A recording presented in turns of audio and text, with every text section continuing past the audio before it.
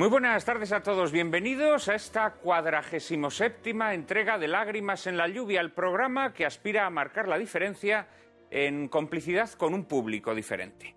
Escribía Chesterton que el matrimonio es un voto, de ahí viene, por cierto, la palabra boda, un compromiso por el que el hombre y la mujer se donan recíprocamente, y este compromiso, añadía, es la expresión máxima de la libertad humana, pues significa poner libremente límites a nuestra libertad, uniéndola a otra libertad que hace lo propio. Esta unión de dos libertades que se limitan mutuamente para engrandecerse hace del matrimonio un lazo más fuerte que cualquier ley. Más fuerte, desde luego, que las numerosas leyes que intentan destruirlo. Al matrimonio hoy parece haberle ocurrido lo mismo que a tantas instituciones morales, políticas o religiosas. En otro tiempo, tales instituciones estaban por encima de las personas que las encarnaban. Los cónyuges no deseaban tan solo mantenerse fieles entre ellos, sino también mantenerse fieles al matrimonio.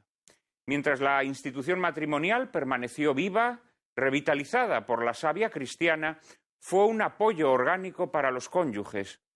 Pero desde que ha degenerado en un puro formalismo legal, la institución matrimonial se ha convertido en una carga intolerable para muchos. Los cónyuges se han rebelado contra la institución en una búsqueda de libertad o realización personal en la que el amor pasa a ser una especie de velo halagador que disfraza o maquilla la egolatría. El amor conyugal ha dejado de ser unión íntima de dos almas para convertirse en una ansia nunca satisfecha de felicidad inmediata. Y así, creyendo ser más libre, se ha hecho más esclavo de la veleidad, del hastío, de la búsqueda de experiencias nuevas y contingentes. Amor y egoísmo están cada vez más embrollados en las relaciones de los sexos, y así los cónyuges no llegan a conocerse realmente. Aman un fantasma que crean a imagen de su deseo, o en todo caso avanzan hacia una simbiosis de egoísmos. A esta entronización del deseo personal y egoísta se suma una ruptura entre sexualidad y matrimonio, entre sexualidad y procreación e incluso entre sexualidad y amor, que ha terminado por malherir la institución matrimonial. Y con la institución, las relaciones conyugales verdaderas. Por supuesto que todo matrimonio pasa por épocas amargas, pero cuando no es un amor egoísta, sino fundado en la donación, tales épocas acaban siendo superadas. Es el amor narcisista el que ama más su propia embriaguez y exaltación y hace del ser amado un fantasma a la medida de su deseo, el que fracasa cuando ese fantasma muestra sus imperfecciones y miserias, las imperfecciones y miserias habituales en todo hijo de vecino.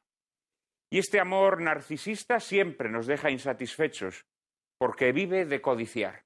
El verdadero amor conyugal, en cambio, vive de donarse sin pedir nada a cambio. Y así, por pura gratuidad, obtiene su recompensa, que no es otra, sino sentirse ligado para siempre, invadido por la alegría silenciosa de la entrega. Sobre ese amor conyugal que vive para darse, para sacrificarse por otra persona, para amarla, a pesar de sus defectos y para ser fecundo, hablaremos hoy en compañía de Enrique Rojas, Laura Micale, Carmelo López Arias y Benigno Blanco. Les prometo un coloquio formidable. Muy buenas tardes, Juan Manuel, y muy buenas tardes a todos ustedes. Les invitamos a que se queden con nosotros para disfrutar de una obra maestra del séptimo arte dirigida por el maestro John Ford. Pero en esta ocasión dejaremos a un lado el oeste para ver una comedia romántica, El hombre tranquilo, dirigida por Ford en 1952. Fue Frank Snagent el encargado de guionizar esta cinta junto con el propio Ford, adaptando la historia original de Maurice Walsh. Recordaremos a nuestros espectadores que Snagent trabajó con Ford en otros 11 títulos imperecederos, entre ellos Centauros del Desierto, La taberna del irlandés, Fort Apache, Tres padrinos o El último hurra. Siguiendo con sus habituales, Ford contó para dirigir la fotografía del hombre tranquilo con Winton C. Hodge y con Archie Stout, y encargó la ambientación musical irlandesa de la cinta al experimentado compositor Victor Young. Encabezando el reparto encontraremos al actor fetiche de Ford, John Wayne, en el papel de un exboxeador llamado Sean Thornton, que, atormentado por su pasado, retorna a su aldea natal, Innisfree, en Irlanda, para comenzar una nueva vida. En cuanto Wayne ponga un pie en la frondosa Irlanda, se enamorará perdidamente de Maureen O'Hara, que aquí encarna a la temperamental Mary-Kate Danaher, hermana del acaudalado y gruñón Will Danaher, interpretado por el genial Victor McLaglen, que dificultará enormemente el romance entre ambos. Wayne, es decir, Sean Thornton, ayudado por el padre Lonergan, interpretado por el rocoso Ward Bond, y también por el divertidísimo borrachín Flynn, a quien encarna el delicioso Barry Fitzgerald, deberá enfrentarse para conseguir casarse con una de las pelirrojas más hermosas del cine a la dura oposición fraterna. El hombre tranquilo fue nominada a 7 Oscars de la Academia, de los que finalmente obtuvo 2. No se la pierdan. El hombre tranquilo pertenece a la época de mayor madurez de Ford, cuando el maestro logra trazar sus más complejas exploraciones en los entresijos del amor. Rodada en localizaciones irlandesas, Ford exigió a todos sus actores que asistieran todos los días al rodaje ataviados con los atuendos propios de sus personajes, tanto si tenían que participar en alguna escena como si no, para que así se metiesen mejor en el pellejo de sus personajes. El equipo permaneció en total 6 semanas en Irlanda, expuesto a las veleidades del tiempo, que era bastante lluvioso. Por supuesto, cuando no podía rodar, Ford aprovechaba para correrse juergas homéricas con sus inseparables John Wayne, Victor McLaglen, Barry Fitzgerald y Ward Bond en las tabernas del lugar que tanto protagonismo tienen en la película. Y cuenta la leyenda que los efluvios etílicos de aquellas farras mejoraron bastante la interpretación de los actores, en especial la del rudo McLaglen y la de un impagable Barry Fitzgerald, el casamentero de Innisfree. Las feministas más obtusas han acusado falsamente a El hombre tranquilo de ser una película misógina, cuando en realidad es todo lo contrario, como prueba el retrato que hace de Mary-Kate Danaher, una mujer que pugna por obtener lo que es suyo por derecho y no cede hasta conseguirlo. Además, en El hombre tranquilo, como ocurre en otras películas de Ford, la comunidad, vertebrada en torno a tradiciones y creencias compartidas, desempeña un papel fundamental en la felicidad de la pareja. El hombre tranquilo, que le valió a John Ford su último Oscar como director, es uno de los más hermosos epitalamios o poemas nupciales que el cine nos haya regalado jamás. Un poema pletórico, de humanidad palpitante, que logra penetrar en la verdadera sustancia del amor conyugal, que no se hace de resignación y aceptación de la rutina, sino de arrojo y tesón. Nos hallamos ante una obra maestra que, se lo prometo, no les defraudará. Que ustedes la disfruten.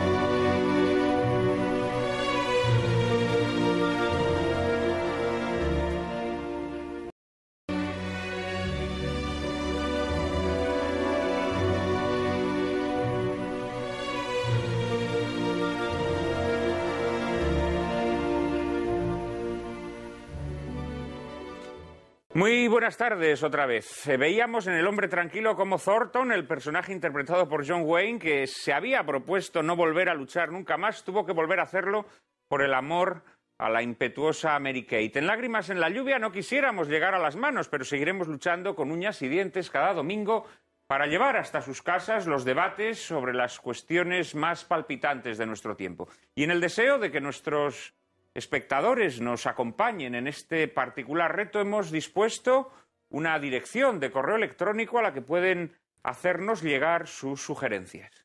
Hemos recibido muchos correos esta semana, Cárcava. Pues esta vez más correos de lo habitual, Juan Manuel. El programa que dedicamos el domingo pasado a la transición parece haber resultado del agrado de nuestros espectadores. Muchísimos comentarios, en varios casos disintiendo de las opiniones vertidas por nuestros queridísimos invitados, que les recordamos fueron Fernando Suárez, Ignacio Camuñas, Antonio García Trevijano y José María Velo de Antelo. José Enrique Fernández reflexiona a tenor del programa que dedicamos a los límites de la ciencia en un extenso e interesante correo que bien podría resumirse en la frase que el mismo José Enrique desliza en una de esas líneas así: la fe no teme a la ciencia, por el contrario, la ciencia nos confirma en la fe. Juan Ignacio Baráibar sugiere que dediquemos una edición de Nuestras lágrimas a militares olvidados por nuestra historia como don Blas de Lezo y Olavarrieta. Desde Puerto Rico y a las 10 de la mañana se levanta cada domingo para vernos Manuel Enrique Colón, que nos insta a que abordemos los aciertos y desaciertos del pensamiento de José Antonio Primo de Rivera, ya que cuando don Manuel Enrique visitó nuestro país hace ya unos años, se sorprendió al darse cuenta de que aquí era un tema del todo tabú. Más temas que demandan nuestros espectadores y que se repiten cada semana siguen siendo Guardia Civil, Ingeniería Social, Doctrina Social de la Iglesia y, sobre todo, elecciones. Ya saben que pueden enviarnos sus opiniones y sugerencias a la siguiente dirección de correo electrónico: lágrimas@intereconomia.tv. Repetimos, lágrimas@intereconomia.tv. Y allí estaremos María Cárcava y yo mismo, siempre dispuestos a atender todas esas propuestas, sugerencias y a rectificar los errores que ustedes nos señalen. Ya saben que en este programa no hay tabúes, de manera que podríamos hablar de cualquier asunto que ustedes nos pidan. Lo que sí hay son limitaciones por las películas, y de alguno de los personajes que ustedes nos proponen que hablemos, ciertamente, pues me temo que nos va a resultar imposible encontrar una película adecuada. Pero en lo demás siempre estaremos atentos a todas sus sugerencias. Hoy, como les anticipé y como habrán podido deducir quienes hayan seguido la maravillosa película de John Ford, vamos a hablar sobre el matrimonio y las relaciones conyugales. Y para ello contamos, como siempre, con 4 invitados de excepción que paso de inmediato a presentarles. Está con nosotros, visitando por primera vez el plató de Lágrimas en la lluvia, Laura Micali. Es licenciada en Ciencias de la Educación, diplomada en Relaciones Públicas y orientadora familiar. Ha sido profesora titular en la Escuela Universitaria Europea de Educación y asesora consultora de muy diversas empresas. Dirige el Gabinete de Orientación MUDS y es presidenta de una asociación que promociona la familia, orienta a los padres y forma a profesores y directivos de colegios y empresas. Querida Laura, muchísimas gracias. Es un placer que nos acompañes hoy aquí en Lágrimas en la lluvia. Gracias por haberme invitado. También está con nosotros alguien que ya nos visitó en un programa que dedicamos, recordarán ustedes, la pasada temporada, hacia el final, a las adicciones. Se trata de Enrique Rojas, psiquiatra. Sus trabajos de investigación se centran en temas como las depresiones, la ansiedad y los trastornos de la personalidad, pero también en los sentimientos y en los afectos. Es autor de diversos ensayos y libros de divulgación de enorme éxito, como Una teoría de la felicidad, Remedios para el desamor, El amor inteligente, Los lenguajes del deseo, Adiós depresión o El amor, la gran oportunidad, que es el último que ha salido de su pluma y que aquí tengo entre mis manos. Fue un libro que se repartió durante los días de la Jornada Mundial de la Juventud, durante la visita del Papa Benedicto XVI. Querido Enrique, muchísimas gracias por volver al programa. A nuestro programa. Como vuelve ya, él ya es un veterano, un auténtico veterano de Lágrimas en la lluvia. Benigno Blanco es abogado y presidente del Foro de la Familia, licenciado en Derecho por la Universidad de Oviedo. En 1996 fue nombrado secretario de Estado de Aguas y Costas del Ministerio de Medio Ambiente y en 2000 secretario de Estado de Infraestructuras del Ministerio de Fomento. Es autor de los libros En defensa de la familia y el más reciente que tengo entre mis manos, Familia, los debates que no tuvimos, en colaboración con Juan Meseguer. Un diálogo o entrevista en la que Juan Meseguer trata de ahondar en muchas de las cuestiones que se han quedado pendientes o que siguen pendientes en torno a la familia, en torno naturalmente también al matrimonio, tema que nos convoca hoy aquí. Muchísimas gracias, Benigno, por volver a Lágrimas en la lluvia. Me siento como en casa. Y cierra este cuarteto alguien que también debe sentirse como en casa, puesto que es uno de nuestros colaboradores más asiduos y queridos. Se trata de Carmelo López Arias, es editor, traductor y periodista. Dirigió la editorial Criterio Libros y ha sido redactor jefe del diario El Semanal Digital, donde continúa ejerciendo como crítico literario. Colabora en el diario La Gaceta y en el semanario Alba. Y recientemente ha publicado, junto con José Javier Esparza, Forjaron España. En la actualidad trabaja como director de proyectos en la editorial Libros Libres. Querido Carmelo, muy buenas tardes. Muchísimas gracias por acompañarnos también hoy. Buenas tardes. Y precisamente en la editorial Libros Libres se ha publicado un libro que me gustaría recomendarles también a todos nuestros espectadores, un libro del que son autores Alex y Stephen Kendrick, El desafío del amor, que es una especie de radiografía de los problemas a los que se enfrentan las parejas. Esos problemas que a veces parecen irresolubles, esos problemas que a veces nos parecen angustiosos, pero que con paciencia y amor siempre encuentran solución. Otro libro que también les quería recomendar, nuestros espectadores nos piden que por favor les recomendemos los libros que manejamos mientras preparamos nuestro programa. Es este libro que acaba de salir en Ediciones Cristiandad, 2 en una sola carne, un libro de Margherita Pelaglia y Lucetta Scarafia. Es un libro que trata de ser una visión histórica de lo que ha sido el matrimonio y más específicamente el matrimonio católico a lo largo de la historia. Y bueno, yo creo que después de estas recomendaciones librescas merece que la película que acabamos de ver que le hagamos algún comentario, ¿no? Porque yo creo que nos propone cuestiones sabrosísimas, más allá de sus virtudes cinematográficas, que pueden ser un excelente punto de partida para este programa. Carmelo, ¿te ha gustado El hombre tranquilo? Que imagino que conocerías ya, ¿no? Sí, la había visto y a quién no le gusta esta película, ¿no? Es en cualquier listado de las grandes películas de la historia del cine figura necesariamente El hombre tranquilo. Sí, es una obra maravillosa. A mí me ha recordado al verla en aquello que decía Evelyn Waugh, el autor de Retorno a Brexit, de las novelas de Wodehouse, las famosas de los señoritos británicos que no tienen otra cosa que hacer. Y el mayordomo Jeeves. Y el mayordomo Jeeves, exactamente. Pues decía Evelyn Waugh que en las novelas de Wodehouse es que parecía que no había tenido lugar el pecado original. Eran novelas absolutamente donde los personajes eran inocentes, no existe la maldad, existen solamente desarreglos funcionales que se pueden resolver con cervezas o con puñetazos, pero quedan resueltos, ¿no? Yo creo que El hombre tranquilo transmite un poco esta idea. Es una Irlanda idílica en la que a mí siempre, vamos, evidentemente los personajes están todos maravillosos. A mí me ha encantado siempre el personaje de Ward Bond, el sacerdote, el párroco. Católico. Sí, bueno, porque está luego luego está el pastor protestante. El pastor protestante, que Ward Bond, por cierto, era una persona, al igual que John Wayne y John Ford, militantemente anticomunista. Ward Bond estuvo en varias de las iniciativas que tomó el mundo del cine en los años 40 para, digamos, cuando estaba la gran polémica de los primeros pasos de la Guerra Fría. Y Ward Bond es un papel que yo creo que John Ford le quiere dar una trascendencia especial, Ward Bond, perdón, en la medida en que refleja una Irlanda en la que la única referencia de autoridad que hay en esa sociedad idílica es la del sacerdote. Creo recordar que, salvo los policías que aparecen fugazmente para apostar en la pelea, ahí no aparece alcalde, no aparece digamos, nadie con autoridad más que la figura referencial del sacerdote. Yo creo que es lo propio de lo que en muchas sociedades católicas ocurrió en España, ocurrió en Italia, ocurrió en Irlanda. Quizá a veces no con esta visión tan amable ni tan deliciosa como es la que transmite la película, pero sucedía también. Y luego la escena final yo creo que es muy bonita, ¿no?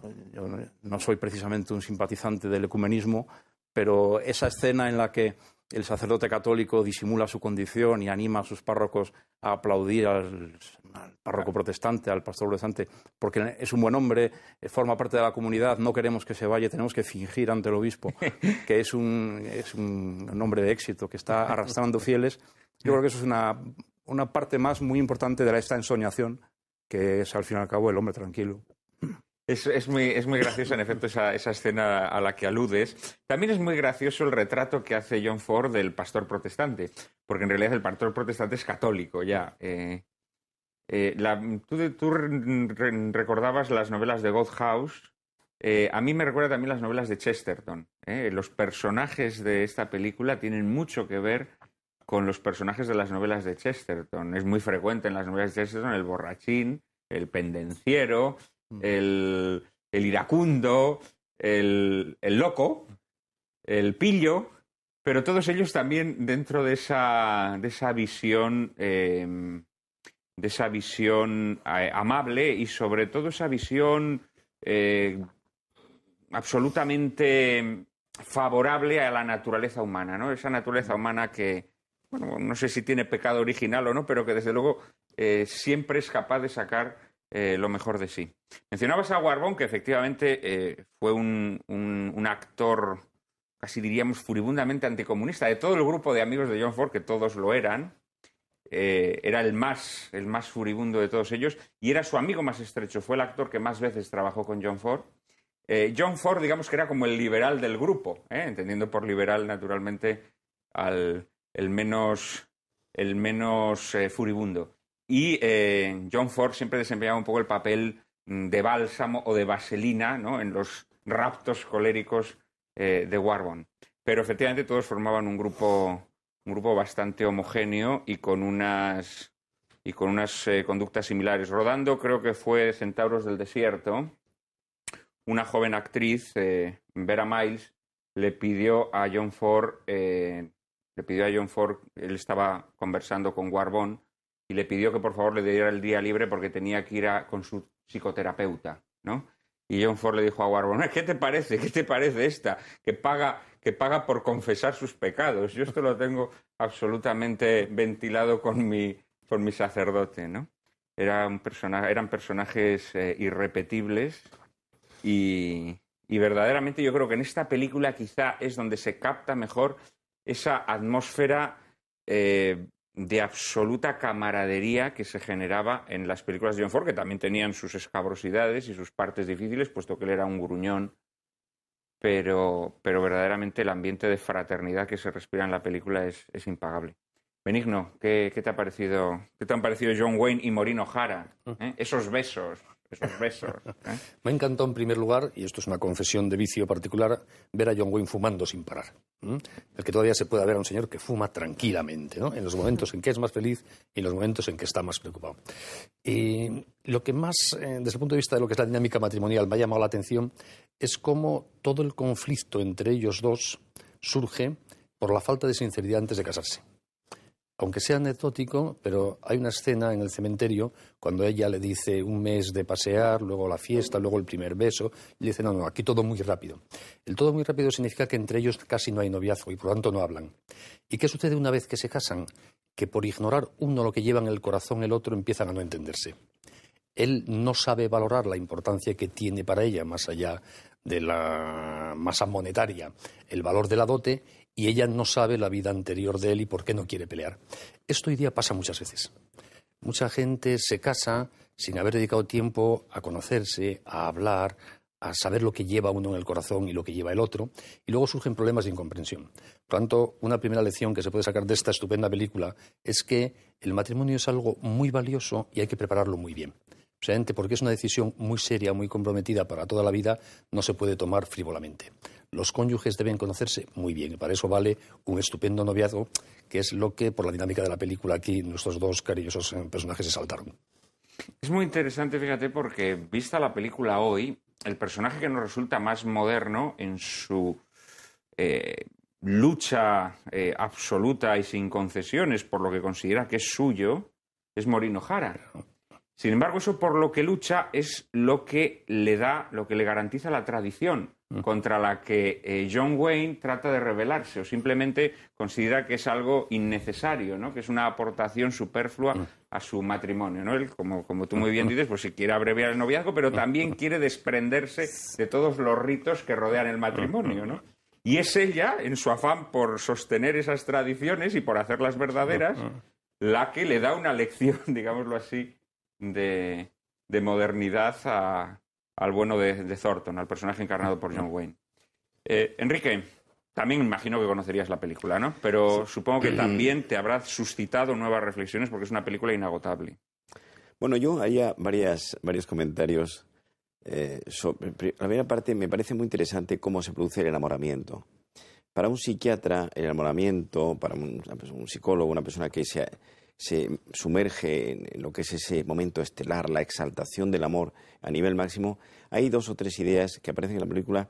La película tiene un fondo de sencillez. A lo sencillo se tarda tiempo en llegar. La película es sencilla en su grandiosidad. En primer lugar, el primer elemento para enamorarse de una persona es la admiración. Y aquí aparece una admiración en la belleza. Es decir, John Wayne se enamora de ella cuando la ve con el rebaño y ella pues es una figura, una belleza extraordinaria, y aparece ese primer punto. Después viene una serie de ardides que son estrategias psicológicas que son interesantísimas. Es el triunfo de la técnica psicológica para enamorarse de otra persona. Y luego se produce, lo que ha dicho Benigno Blanco me parece muy bien, una evolución demasiado rápida, ¿no? Acertar en la elección afectiva es decisivo. ¿Por qué? Porque, queridos amigos, estamos ante una película estelar del cine, pero no podemos olvidar que en este momento la primera epidemia mundial no es el SIDA, no es la droga, no son las depresiones. Una pareja detrás de otra rota, aquí, allí y en la otra punta del mundo. Entonces, me parece que la construcción de la pareja está muy bien hecha en esa primera etapa en donde el hombre se enamora por la vista fundamentalmente y la mujer por la belleza interior. Es decir, la mujer se cuela en los entresijos del mapa del mundo del otro. Por eso la mujer sabe mucho más de la afectividad. Bueno, mira, es muy interesante ahora que hablas de matrimonios rotos, ¿no? Porque esta es una película que, vista hoy desde nuestra mentalidad, tendría todos los boletos para ser un matrimonio roto, ¿no? Es decir, desde el primer momento ella se niega a consumar el matrimonio. Sería un matrimonio rato y no consumado de libro, ¿no? Que se niega a consumar el matrimonio y además se lo pone como condición, ¿no? Y él, por su parte, pues no quiere ceder en las pretensiones de ella. Y esto, pues hoy en día probablemente ocasionaría una ruptura matrimonial. Lo que pasa es que hay una parte muy buena en cómo John Ford matiza esos personajes, que ella es una mujer muy verdadera. Es una mujer brava, con un carácter potente. Pero sabe lo que quiere. Sabe lo que quiere, pero hay mucho de verdad. Es decir, el hombre verdadero, el amor verdadero. Y aparece en la película, se cuela, sale, asoma. Y eso le da al espectador un tono. Es decir, una película deliciosa, que la estás viendo y estás disfrutando de cada escena, de cada momento, de cómo... Y está muy bien hecha, ¿no? Y al hilo de este problema de la dote... también John Ford plantea un problema que me parece muy interesante, ¿no? Que es cómo John Wayne, el personaje de John Wayne, para ser digno de ese matrimonio, él piensa que lo que tiene de alguna manera es que ocultar su virilidad, ¿no? Lo que tiene que hacer es reprimir un poco su virilidad y, por lo tanto, renunciar a recuperar por la fuerza lo que su mujer le pide que recupere, ¿no? Y es cuando finalmente él muestra su virilidad abiertamente, cuando ella ya definitivamente dice, este es mi hombre, ¿no? Que esto también sería una lección para esta época de confusionismo sexual en la que las mujeres se virilizan y los hombres se feminizan, ¿no?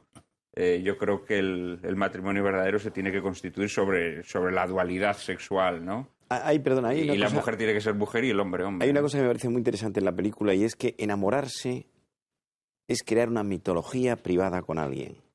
Y eso aparece en la película. Es decir, se crea un universo personal entre los dos. Es muy bonito cómo se produce. Incluso ella se va a limpiar la casa, a preparar la casa de él, que es una casa típica de Irlanda, y en un momento determinado él la pesca que está allí limpiando o barriendo, ¿no? Es decir, eso me parece muy interesante. Luego hablaremos cómo ese amor se trabaja. Qué fácil es enamorarse y qué difícil mantenerse enamorado. Y eso significa que el amor es un trabajo, el amor es una tarea. El amor tiene un alto porcentaje de artesanía psicológica. De todo eso hablaremos de inmediato, pero antes me gustaría que Laura nos hiciese alguna reflexión también desde su mirada femenina sobre esta obra maestra de John Ford, que imagino que ya habría visto en alguna ocasión anteriormente. Sí, la había visto, me gustó mucho, pero la he visto con otros ojos, entonces sí que me ha llamado muchísimo la atención muchos aspectos. Algunos los han comentado los invitados, pero hay otros, por ejemplo, que me han llamado mucho la atención y es lo importante que es el autoconocimiento unido a una intención de mejora. O sea, ¿por qué digo esto? Porque cuando presentan los personajes al principio, se ve que cada uno trae una trayectoria vital y que va a aportar al matrimonio. Y eso es importantísimo. Por eso, de ahí el sentido del noviazgo, ¿no? y de que se viva bien ese noviazgo, con una serie de fases, etcétera. Pero no todo el mundo tiene esas habilidades que se necesitan para vivir bien un noviazgo. Hay gente que no sabe comunicarse, hay gente que no tiene autocontrol, hay gente, una serie de cosas, o incluso traumas que se traen por una relación extraña con algún progenitor, en fin, millones de cosas que trae la vida, ¿no? Y precisamente por eso creo que he echado de menos el cursillo prematrimonial. ¿En la película? Hay cursillo prematrimonial. Bueno, lo que pasa que, sí, esto sería interesante decirlo. Vamos a ver, yo lo que creo también es que en esta película lo que se retrata es un mundo en el que toda la comunidad, de forma aunada, empuja, alienta y anima ese matrimonio. Es decir, claro que esta es una de las diferencias claves con el mundo en el que vivimos, ¿no? En donde digamos que el mundo conspira contra el matrimonio. La sociedad es una sociedad rota, es una sociedad heterogénea, es una sociedad en donde no existen esos vínculos fuertes.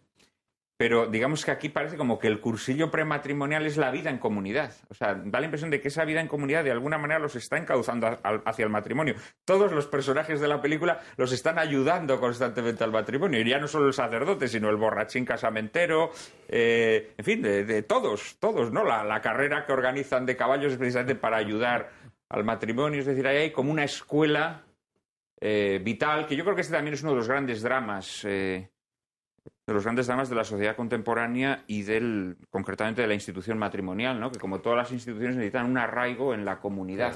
Pero, Juan Manuel, que hoy no tienen. Hay una cosa que quiero, una observación al hilo de lo que estás diciendo. Una de las características, en mi opinión, de esta sociedad actual, de esta sociedad en la falda del siglo XXI, es el individualismo atroz. En una casa hay 5 televisiones y hay 5 personas viendo un programa diferente. Aquí es una colectividad donde todo el mundo vibra con el amor que se está produciendo en estas personas. Y hay complicidades, hay cercanía, hay proximidad, hay opiniones. Es un patio de vecindad la ciudad, este pueblecito. Todos viven el acontecimiento que está ocurriendo. Hoy es lo contrario en la sociedad. Hay un patio de vecindad en las revistas del corazón porque interesa la vida de los famosos siempre que esté rota. Es decir, pasamos, porque esta es una sociedad técnicamente perfecta y humanamente enferma, psicológicamente enferma. Entonces, las revistas del corazón son lo contrario de esto. La vida de los personajes que tienen fama, no que tienen prestigio, aparece en primer plano con la condición de que esté partida. Y esto cambia completamente la morfología del film. No sé si te hemos interrumpido, Laura. Sí, estaba pensando en que me llama la atención porque el protagonismo de los sacerdotes es muy llamativo, ¿no? Y se echa de menos el que intervengan en ese sentido. Intervienen luego para intentar arreglar, ¿no? Pero no para poner las bases. Y leí el otro día que, gracias a Dios, el Vaticano está trabajando en un documento precisamente orientado a ayudar a los sacerdotes a preparar para el matrimonio. Hay una base común para todo el mundo, literalmente hablando, o sea, para todo y luego una parte más flexible en el que cada continente, cada país, etcétera, pues ¿no? Lo moldará a las características de su gente. Pero me parece fundamental. Sí, no, y más, como decíamos, en una sociedad como la nuestra, ¿no? Porque yo creo que el mejor curso prematrimonial que en otras épocas tenían los novios era precisamente vivir en una sociedad cristiana, digámoslo así, ¿no? Esto se ha hecho añicos. Me piden la mano por aquí Carmelo y Benito. Carmelo. Sí, en relación a esto de cómo toda la sociedad que nos describe la película confluye a preparar a John Wayne y a Maureen O'Hara para el matrimonio, en la medida en que el matrimonio es una institución social, es decir, no es una institución que deba canalizar exclusivamente la afectividad privada de las personas, sino que es un elemento constitutivo de la comunidad política, en este caso, que estamos hablando de un municipio. Uh-huh. Y precisamente por eso, esta falta de noviazgo, esta falta de conocimiento previo que se transparenta en la película, que evidentemente es parte de la trama cinematográfica, no se puede hacer una argumentación añadida sobre la relación entre ambos. Directamente se conocen, un pequeño escarceo y se casan. Pero precisamente es más innecesaria esa preparación previa, porque hay una concordancia respecto a los supuestos que implica el matrimonio. Lo que se sabe a lo que es el matrimonio, se sabe a qué obligaciones implica. Y, de hecho, esa misma, cuando mencionabas la falta de consumación del matrimonio, cuando Maureen O'Hara se lo dice en gaélico al sacerdote, el sacerdote se escandaliza, ¿no? Porque sabe que ahí se está violando una obligación matrimonial. No es una cuestión que dependa del capricho o del momento que uno tenga, sino que forma parte de las obligaciones que uno ha contraído en la boda. Entonces, lo que la película nos transmite, aparte de esa unidad social en torno a las instituciones básicas, es que el conocimiento de esas instituciones básicas que tenía la gente entonces y que hoy se ha perdido. En buena medida, los cursillos prematrimoniales, este tipo de iniciativas, están cubriendo un vacío. Claro. Que está... Son tiritas, digamos, que se ponen en una herida. Claro, pero que a veces a duras penas consiguen preparar realmente para el matrimonio, porque no es solamente conocer lo que es, sino estar preparado para vivirlo. Y eso es todo el entorno social el que nos está disuadiendo de llevarlo a la práctica. De todo eso vamos a tener ocasión de hablar inmediatamente después de la publicidad, pero antes, Benigno, rematamos contigo, me habías pedido la mano. Rematar un poco esta misma idea porque me parece muy importante. Históricamente, la civilización occidental ha ido construyendo todo un entramado cultural, lingüístico, jurídico, moral, consuetudinario para proteger las cosas valiosas, entre ellas el matrimonio. Y la característica de nuestra época es que hemos roto con esa tradición y estamos desarraigados de lo mejor que soportaba las mejores de nuestras conductas. Hoy día, cuando la gente se casa, por desgracia mucha gente no sabe lo que está haciendo, literalmente. Está siguiendo como un instinto muy primario, muy humano, porque los hombres y las mujeres nos complementamos y nos atraemos, pero no sabe lo que está haciendo. Y hay que ayudarles a que sepan, porque es una decisión muy importante. Por eso los cursillos y la preparación, que era innecesario en épocas en que eso te lo daba el contexto social, hoy día son imprescindibles. Y además, yo por lo menos a mis hijos, que están en las edades de los noviazgos, se lo transmito así continuamente. Me parece que condición sine qua non para que un matrimonio pueda funcionar es que el chico y la chica que se van a casar compartan con gran claridad de ideas la visión sobre lo esencial del matrimonio. No importa tanto que voten al mismo partido político, que sean del mismo equipo de fútbol, pongo ejemplos un poco absurdos, sino que compartan la visión de la sexualidad, la visión de qué es un hombre y qué es una mujer, la valoración de la maternidad y la paternidad. Porque si eso se comparte, hay un núcleo de voluntades que confluyen sobre lo esencial.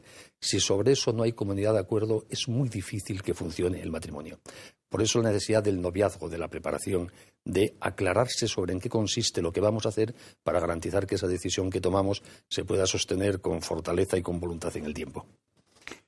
Ciertamente así es. Lo que pasa es que esa fortaleza que necesita la institución matrimonial también es una fortaleza que se la prestaba, claro, la sociedad, la comunidad, ¿no?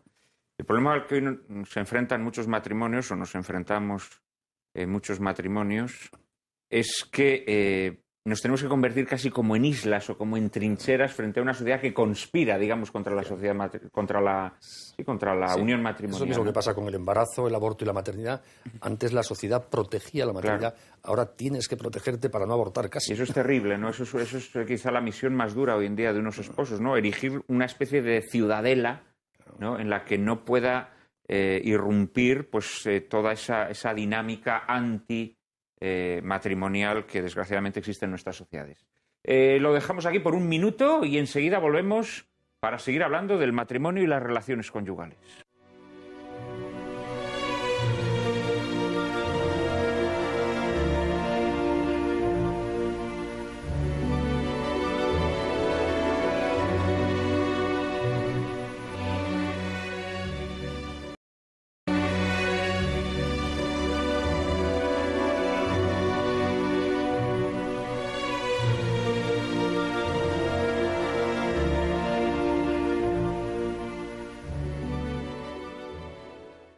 Muy buenas tardes otra vez. Ya se han mencionado palabras como las obligaciones del matrimonio, los fines del matrimonio, lo que en definitiva da sustancia y sentido al amor entre los cónyuges. Nosotros hoy en Lágrimas en la Lluvia precisamente vamos a analizar cuáles son los fines y las sustancias de la institución matrimonial. Y empezaremos naturalmente hablando sobre esa comunidad de vida, sobre ese amor que surge y que crece entre los cónyuges. María Cárcava nos introduce en el asunto.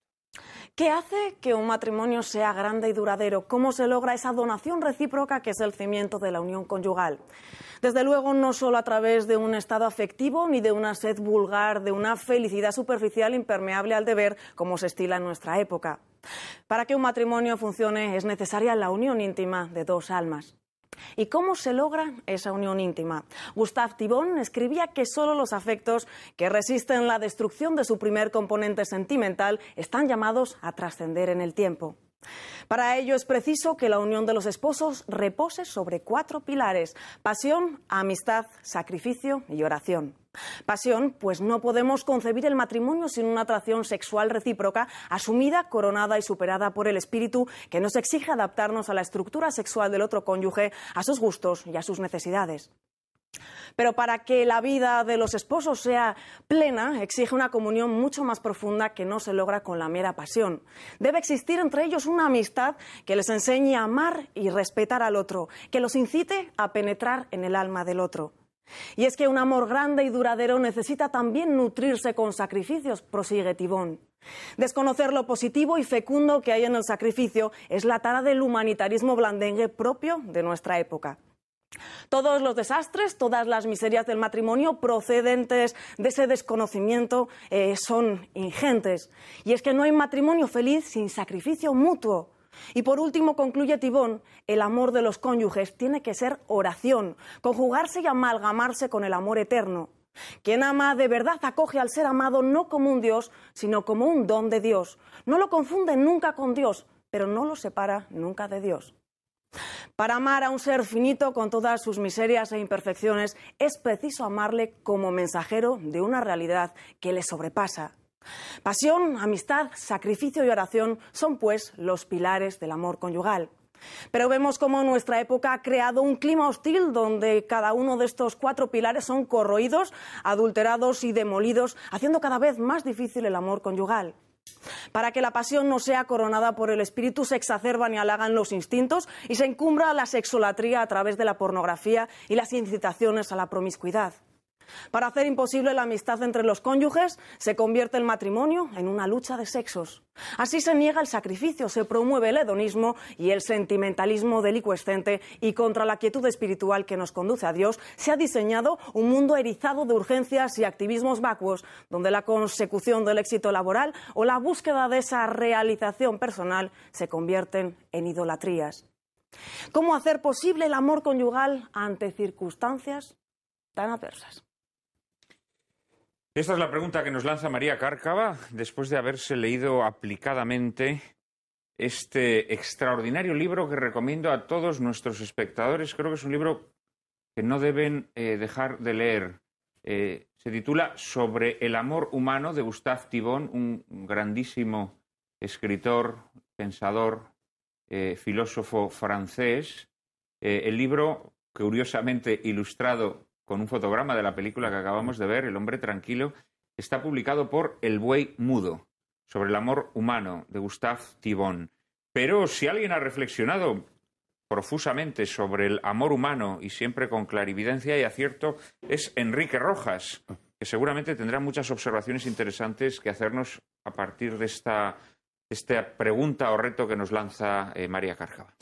Bueno, el amor de la pareja, el amor conyugal, habitan en su seno muchos ingredientes diversos. Uno de los grandes errores, esto me gustaría que quedara muy claro, uno de los grandes errores del siglo XX ha sido pensar que el amor conyugal es solo un sentimiento.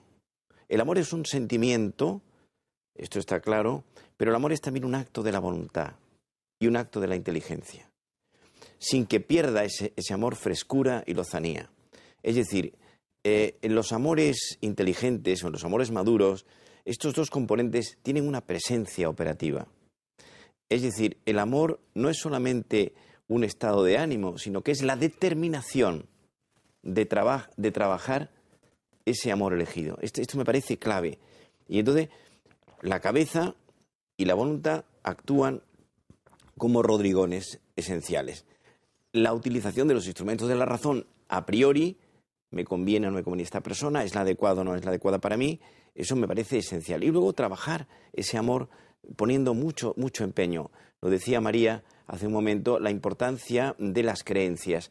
Hay, en el libro mío que acabo de publicar, hay El amor, la gran oportunidad, hay una referencia bibliográfica a 50 trabajos de investigación con un gran rigor metodológico en donde la voz religión o espiritualidad pone de manifiesto que las parejas que son más estables son aquellas que tienen unas creencias sólidas.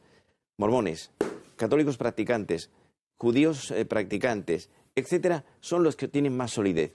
Lo decía un texto clásico, fundata enim era supra petram. El edificio no se derrumbó porque estaba edificado sobre piedra, era fuerte, consistente, rocoso. Hoy vemos la cantidad de parejas hechas con materiales de derribo, una detrás de otra. Pensemos en lo que yo decía antes de la revista del corazón. Entonces me parece fundamental sentimiento, luego hablaremos más de otra, sentimiento, inteligencia y voluntad. Este tríptico me parece esencial si queremos conseguir un amor duradero, un amor maduro. Oye, ¿y qué papel le damos aquí? Porque el primero de los elementos que mencionaba Thibón es la atracción. Sin duda. La atracción sexual, digamos, la pasión, ¿no? Que naturalmente tiene que ser corregido o coronado por... O sea, la sexualidad... Pero evidentemente eso tú no lo niegas, evidentemente. No solo no lo niego, es que el amor conyugal, el amor de la pareja tiene un componente decisivo que es la sexualidad. La sexualidad es un lenguaje del amor y esa sexualidad tiene unas liturgias, unos ritos, un proceder, es decir, me parece clave. De hecho, cuando eso no funciona nada. Pero es que la atracción física es decisiva, o sea, te puede gustar fulanita de tal porque es interesante, pero si no te atrae físicamente, no hay nada que hacer. La atracción física que tiene ese componente que es fundamental, que culmina en la sexualidad. Una sexualidad que además es rica, es proteiforme, se cuela por los entresijos de esa pareja. Yo creo que si esa atracción no existe, todo el edificio se derrumba, como me ha pasado antes a mí con tu libro, que lo puse para mostrárselo a la cámara y se cayó, ¿no? Pero ya surgió la atracción sexual y ya se quedó en pie. Es muy interesante esto, fíjate, porque hubo épocas en las que se concertaban los matrimonios, ¿no? Se concertaban los matrimonios y se juntaba gente que, bueno, que no se sabía si iba a tener atracción física o no. Esto es muy interesante, ¿no? No, pero hay una cosa muy interesante que es el tema del misterio. Es decir, que con el paso de los años sigue habiendo un misterio entre las dos personas y ese misterio tiene una nota que se cuela por ahí, que es la complicidad. La complicidad es un lenguaje privado entre los dos que me parece esencial, que me parece decisivo. Y eso, lo he dicho antes, el amor yo no creo en el amor eterno, yo creo en el amor que se trabaja día a día. El amor tiene un alto porcentaje de artesanía y eso es un trabajo diario sobre el mismo. Benigno. Esta larga exposición del doctor Rojas introduce muchos temas muy interesantes, ¿no? Yo creo que una de las mayores dificultades que hay hoy día para que haya matrimonios sólidos es que mucha gente llega al matrimonio habiendo frivolizado su sexualidad precisamente. La atracción sexual, esa instintiva atracción entre hombre y mujer, es como la puerta de entrada, esto es de Chesterton también, al matrimonio. Pero es común a todos los hombres y a todas las mujeres. Uno puede ser atraído sexualmente por la que va a ser su mujer y por otras muchas. Y estando casado, sigue siendo atraído sexualmente por el resto de las mujeres y las mujeres supongo que por el resto de los hombres. Por lo tanto, eso es un presupuesto que está en la naturaleza, que es lo que nos lleva a casi todos a desear crear un matrimonio. Pero es un solo presupuesto. Ahora, cuando alguien frivoliza la dimensión sexual de su personalidad, en el fondo está convirtiendo su personalidad en algo frívolo. Porque a diferencia de lo que sucede con los animales que se limitan a tener sexo y lo ejercitan en la época de celo, a los seres humanos la sexualidad nos constituye. Solo hay dos formas de ser un ser humano, que es ser hombre o ser mujer. Por lo tanto, para nosotros la feminidad y la masculinidad son constitutivos. Quien no cuida ese factor constitutivo de su personalidad no está en condiciones de crear nada que sea rico en efectos sobre la misma, y eso es el matrimonio. Por lo tanto, queramos o no queramos, no es un problema de moralismo. Para tener el sustrato basado en la sexualidad de una relación matrimonial que pueda durar, tienen que casarse dos personas que respeten su propia sexualidad, que no jueguen con ella, que no la banalicen, que no la regalen. Y luego sobre eso, la concreción de, frente a la atracción sexual que respecto a mí pueden tener todas las mujeres, en cuál me concreto operan los sentimientos. Esa es la fase del enamoramiento. Además, nunca sabe por qué me gusta más esta que todas las demás, pero ahí sí opera el sentimiento. Ahora, si nos quedamos en el sentimiento y en la fase del enamoramiento, no pasamos a lo serio. El amor, a diferencia del enamoramiento, implica una voluntad de querer. El castellano permite jugar con esta expresión que a mí me gusta mucho, que es querer, voluntad, querer, amar. Cuando uno quiere querer, está en condiciones de superar las dificultades que puedan surgir en un momento u otro. El apaciguamiento de la pulsión sexual, el enfriamiento de los sentimientos, las dificultades objetivas de la vida. Por eso coincido con el doctor Rojas. En una voluntad matrimonial seria tiene que haber mucha voluntad. Que no quiere decir que el matrimonio sea un esfuerzo árido contra la naturaleza para salir adelante. No, no. Eso puede pasar en algún momento puntual. Habitualmente es algo muy gozoso y muy normal. Pero hay que estar armados en la retaguardia con esa voluntad de querer para que en las puntas en que sea arduo o dificultoso, superarlas y no tirar la toalla. Carmelo. Sí, bueno, es lo que se ha dicho tantas veces, de que no hay que dejarse guiar por el corazón, sino guiar al corazón hacia donde debe ir. Es cierto que lo que decía el doctor Rojas, hay que pensar en toda la vida. El matrimonio es una labor cotidiana porque estamos hablando de una inversión a largo plazo. En términos económicos, el activo más valioso que adquirimos a lo largo de nuestra vida es el cónyuge respectivo. Y eso exige un cuidado, exige una dedicación y, sobre todo, exige, del mismo modo que el inversor a largo plazo sabe que tiene que soportar en momentos determinados pequeñas pérdidas y tiene que persistir y tiene que aguantar y tiene que mantener su posición, en el matrimonio es exactamente igual. Hay que tener la perspectiva de que es para toda la vida y, por lo tanto, todo sacrificio que se haga para mantenerlo va a ser recompensado antes o después, incluso aunque se apaguen los elementos más sentimentales, afectivos, sexuales que implica la relación conyugal. En ese sentido, yo creo que uno de los grandes enemigos que tiene el matrimonio hoy día, y es una obviedad decirlo, pero conviene recalcarlo, es la mentalidad divorcista. Es decir, el mismo hecho de la legislación divorcista. Porque es muy difícil. El hombre está hecho para vivir en comunidad, está hecho para ser influenciado por los distintos factores sociales, ambientales, personales que le rodean, y es muy difícil sustraerse a ellos cuando existe la posibilidad, ante un momento un momento malo, un momento en el que falla una de las dos partes de la pareja, acudir al expediente de, bueno, esto lo rompemos y se acabó. Y en ese expediente no se puede despreciar el factor legislativo. Aquí, cuando se ha hecho una reforma durante la primera legislatura socialista, en la que el famoso divorcio exprés, se ha banalizado la disolución de la relación matrimonial hasta extremos inconcebibles en cualquier otra legislación. Eso tiene un efecto directo en las relaciones personales de cada pareja, no es solamente un efecto social. Es que yo me veo afectado por esa legislación cuando tengo un problema, porque sé que tengo una salida, que sin tener esa salida quizá podría buscar una solución, que es un poco lo que les ocurre a los protagonistas de la película que hemos visto. Para John Wayne habría sido muy fácil irse en el momento en que su mujer no cumple con uno de los elementos esenciales del matrimonio. Para ella también podría sentirse traicionada por la falta de confianza que señalaba antes Benigno. Pero saben que tienen que continuar porque saben que esa es la institución y el sacramento que han contraído, ¿no? La institución a la que han llegado. Es que quizá detrás de esa mentalidad divorcista y más allá de esas leyes erosivas o destructivas del matrimonio, también está la eliminación de ese elemento al que aludía María Cárcava, ese elemento que desarrolla Thibon en su libro, que es el sacrificio como componente fundamental de la vida conyugal, ¿no?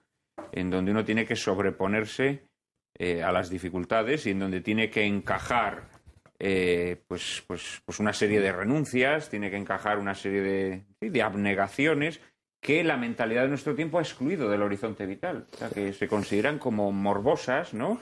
Y entonces, ante toda dificultad, pues lo que hay que hacer es rehuir, romper, simplemente apartar de nuestro horizonte vital todo aquello que nos estorba o todo aquello que nos dificulta, todo aquello, en definitiva, que exige paciencia y dedicación, ¿no? Claro, por eso la gente sensata...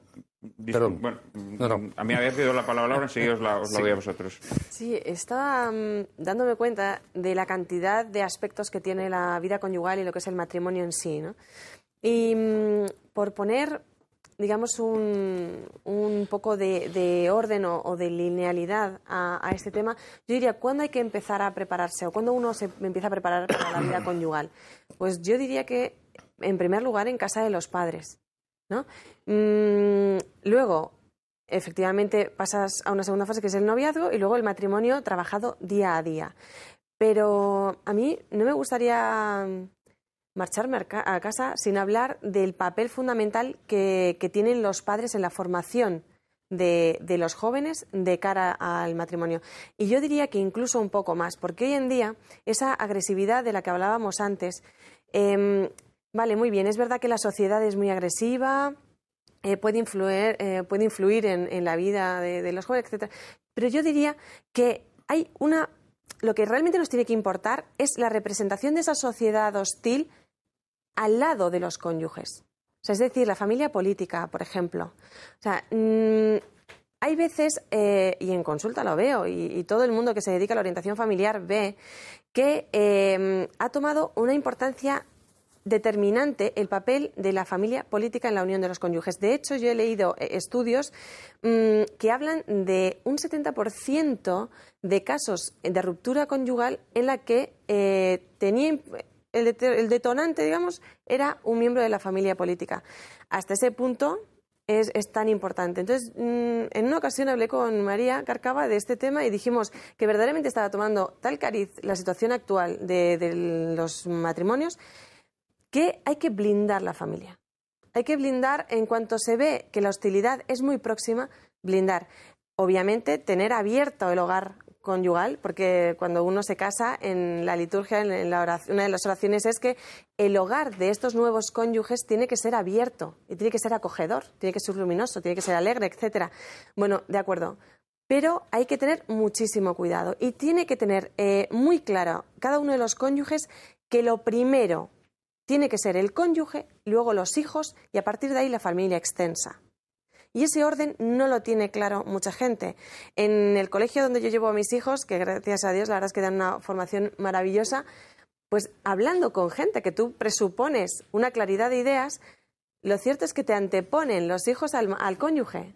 Eso no puede ser. Bien, pues yo creo que tener ese orden de ideas es fundamental de cara a la... Yo quería hacer una observación en relación con lo que has dicho tú de ese orden, y es la siguiente. El clima en el que se mueve la sociedad actual, este mundo global de McLuhan, es una sociedad esencialmente hedonista. El hedonismo es la entronización del placer. Y el amor conyugal tiene una parte de renuncia. Dice un texto clásico, estaba hablando antes Juan Manuel de la palabra sacrificio, yo cambiaría por renuncia, sacrificio suena un poco más clerical. Dice un texto del collar... Mira que le tienes manía a las palabras rotundas. Del collar de la paloma. Enrique, mira que le tienes manía a las palabras rotundas. Sí, porque tú eres demasiado radical y yo soy quizá más suave. Bueno, y dice... Oye, la palabra sacrificio la usa... Y vengas de Córdoba, en el collar de la paloma, texto antológico del siglo XII, dice lo siguiente, en una poesía que ahora me viene a la cabeza. Corazón que no quiera sufrir dolores, pase la vida libre de amores. No hay amor sin renuncia, no existe. Y eso es una realidad. Pero, ojo, esa renuncia tiene que ser que dos personas se compenetran respetando cada uno la libertad del otro. Ese es un arte, respetar la libertad del otro. Y eso es formación. Formación es criterio, es solidez, es un ser compacto. Hoy hay mucha información y poca formación. Y formación es criterio, tener las ideas claras. Y entonces, claro... lo decíamos antes, la gente que se casa o se une o se tal, sin esta formación pues se derrumban los edificios uno detrás de otro. Yo, cuando era estudiante de medicina, jamás había oído hablar de las crisis conyugales. Hablamos de la depresión, de la esquizofrenia, de los trastornos del sueño. Yo ahora doy en la universidad un curso sobre crisis conyugales. Hace 30 años sería una cosa ridícula, ¿no? Bueno, estos son los tiempos que corren. No te gustan las palabras, pero yo creo que la palabra sacrificio no tiene ninguna connotación peyorativa. Es más, en su origen etimológico es todo lo contrario. Todo lo contrario, porque alude a lo más sagrado, ¿no? Pero hay que decirlo, yo creo que hay que decirlo seriamente. O sea, sí, la vida conyugal exige sacrificios. La educación de los hijos, luego hablaremos de los hijos, exige sacrificios. Yo creo que si hay una virtud que caracteriza, que da sustancia al amor conyugal es la paciencia. La paciencia tiene que ser el fermento constante del amor conyugal. El amor necesita tanto de la pasión como de la paciencia. Claro, entonces... Son dos arbotantes. Yo creo que no debemos negar esto, ¿no? Porque negar ese componente que no es exclusivo de las relaciones conyugales, yo creo que es natural en todas las relaciones humanas. Es decir, todas las relaciones humanas se tienen que fundar, en cesiones, en capacidad para adaptarte al otro, en capacidad para renunciar a las cosas que te apetece hacer o que te apetece... y muchas veces también esa paciencia también hay que dirigirla hacia esa familia política. O sea, yo creo que conflictos entre suegras y nueras ha habido toda la vida de Dios. Pero, sin embargo, ahora de repente esos conflictos entre nueras y suegras se convierten en causa de divorcio. Hombre, no, por favor, las nueras y las suegras pues siempre han tenido sus roces. Lo que pasa es que creo que por parte de todos antes existía mayor capacidad para encajar aquellas cosas que no nos gustaban, mientras que hoy pues hemos hecho de nuestra libertad, de nuestra autonomía, de nuestra independencia, de nuestra realización personal, ídolos a los que sacrificamos, aquí también sacrificamos, pero al revés, todo lo demás, ¿no?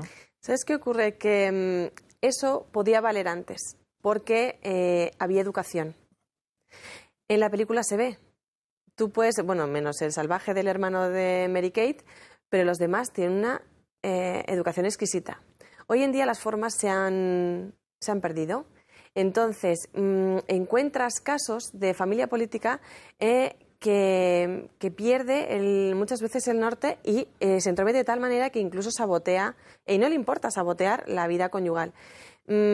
Ahí, ¿qué ocurre? Que efectivamente se exige la paciencia por parte de una de las partes, valga la redundancia.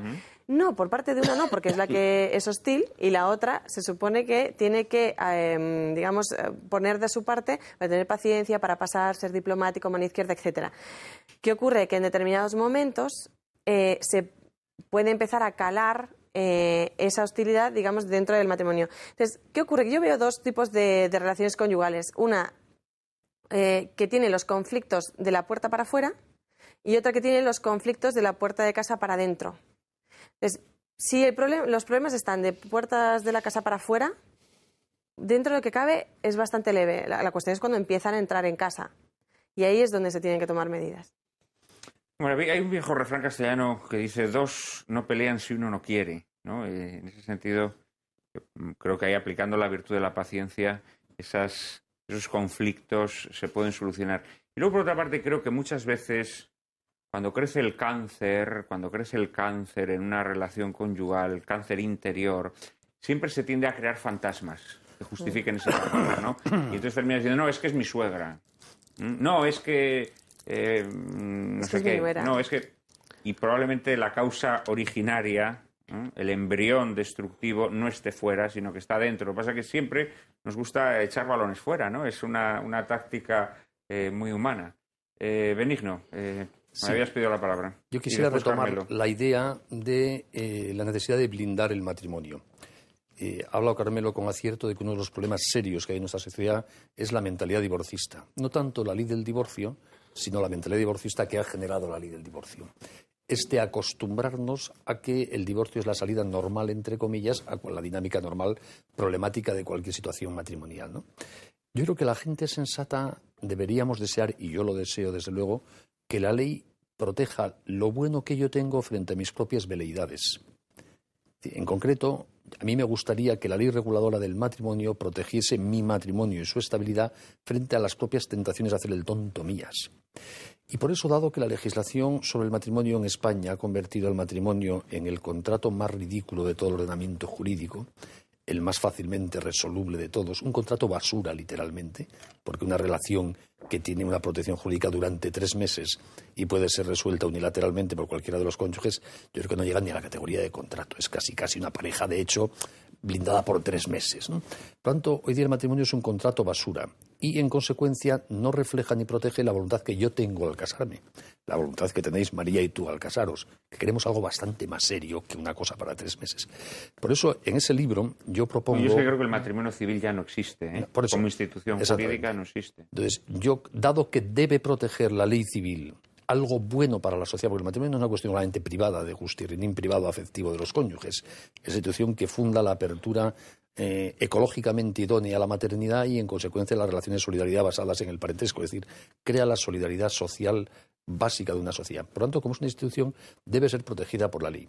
Y por eso yo propongo en ese librito que tienes ahí encima que, junto al contrato basura que existe hoy en el ordenamiento jurídico, en el Código Civil español, se regule un matrimonio alianza, para que los cónyuges podamos optar. el que quiera que se case conforme al matrimonio basura y los que queremos que nos dejen casarnos conforme a una regulación de un contrato serio, blindado por la ley, no resoluble por causas banales, donde la ley nos ayude a superar nuestras propias tentaciones de romper algo tan serio. Quizás sería la manera de aumentar la libertad de opción de todos en la sociedad, que todos no estemos obligados a pasar por el contrato basura y que se pueda ir poniendo coto a esa mentalidad divorcista. Además, estoy seguro que la inmensa mayoría de la gente, si la ley ofreciese esta opción, apostaría por el matrimonio de alianza, porque estoy seguro que nadie quiere casarse con la mentalidad del contrato basura que hay hoy en el Código Civil. Y por tanto, si tuviésemos esa opción, nos miraríamos a los ojos los cónyuges y diríamos nosotros por el contrato serio. Bueno, lo que pasa es que eso existe, que es el matrimonio canónico, ¿no? Pero que no tiene efectos civiles por sí mismo en España. Ya, sí. Lo que pasa es que... Yo volvería... Perdona, que me había pedido la palabra... Bueno, es que además enlaza un poco con lo que estaba diciendo Benigno, de que realmente en nuestra legislación, que es tan tolerante y tan abierta a todo tipo de iniciativas, el deseo de dos personas de contraer una unión indisoluble no está facultados para ello. Es decir, la única institución que ahora mismo no tiene un reconocimiento jurídico que sea conforme a la voluntad de las partes es el matrimonio indisoluble, tal como... Porque, claro, el matrimonio canónico es una cualidad que no tiene ningún efecto civil. No por el hecho de haberlo contraído, las partes quedan excluidas de poder acogerse a las pautas que establezca la ley de divorcio. En ese sentido... Perdón. En ese sentido, lo que hablábamos antes de la renuncia y el sacrificio adquieren una importancia doble, porque ya no tienen que contrarrestar solamente las dificultades propias de cualquier relación que ha existido siempre. Comentaba de los conflictos con la familia política. Es que tiene que sobreponerse a la misma hostilidad legal. De tal forma que ya no se trata solamente de renuncias o de sacrificios, sino de una auténtica oblación personal, que hay que hacer desde el primer día hasta el último, sabiendo que los réditos de esa inversión se recogen al final, en el sentido de que han durado toda la vida si has conseguido darles valor durante toda la vida. Y eso es lo que ahora mismo no tiene una traducción legal, ni social, ni reconocimiento público alguno.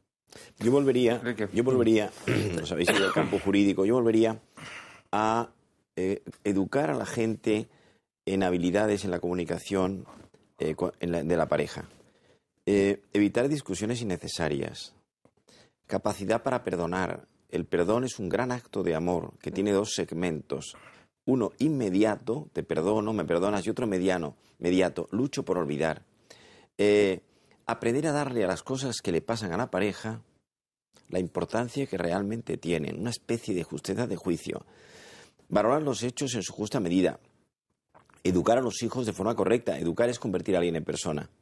Educar es seducir por encantamiento y ejemplaridad. Y la educación es la mayéutica, es la base de la familia. Entonces todo eso me parece muy importante. Luego, compartir cosas juntos, que la pareja se dedique tiempo, que haya un crecimiento recíproco de la misma. ¿Cuántas veces lo hemos visto? Ahora ha cambiado en los últimos tiempos.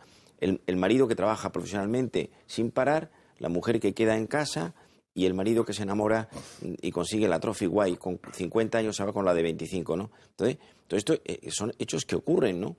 Los medios de comunicación han trivializado este tema, ¿no? Y luego, la ejemplaridad, es decir, modelos de identidad sanos de parejas que funcionen. Pensar que en las revistas del corazón, que tienen tiradas imponentes, las parejas que se presentan están todas rotas, están rehechas y vueltas a hacer. Necesitamos modelos de identidad sanos, fuertes, consistentes, compactos, que nos arrastren en esa dirección. Y esta es la tarea que hay que hacer en este siglo XXI. Sobre esta tarea seguiremos hablando en Lágrimas en la lluvia, pero será después de la publicidad. En un minuto estamos nuevamente con todos ustedes.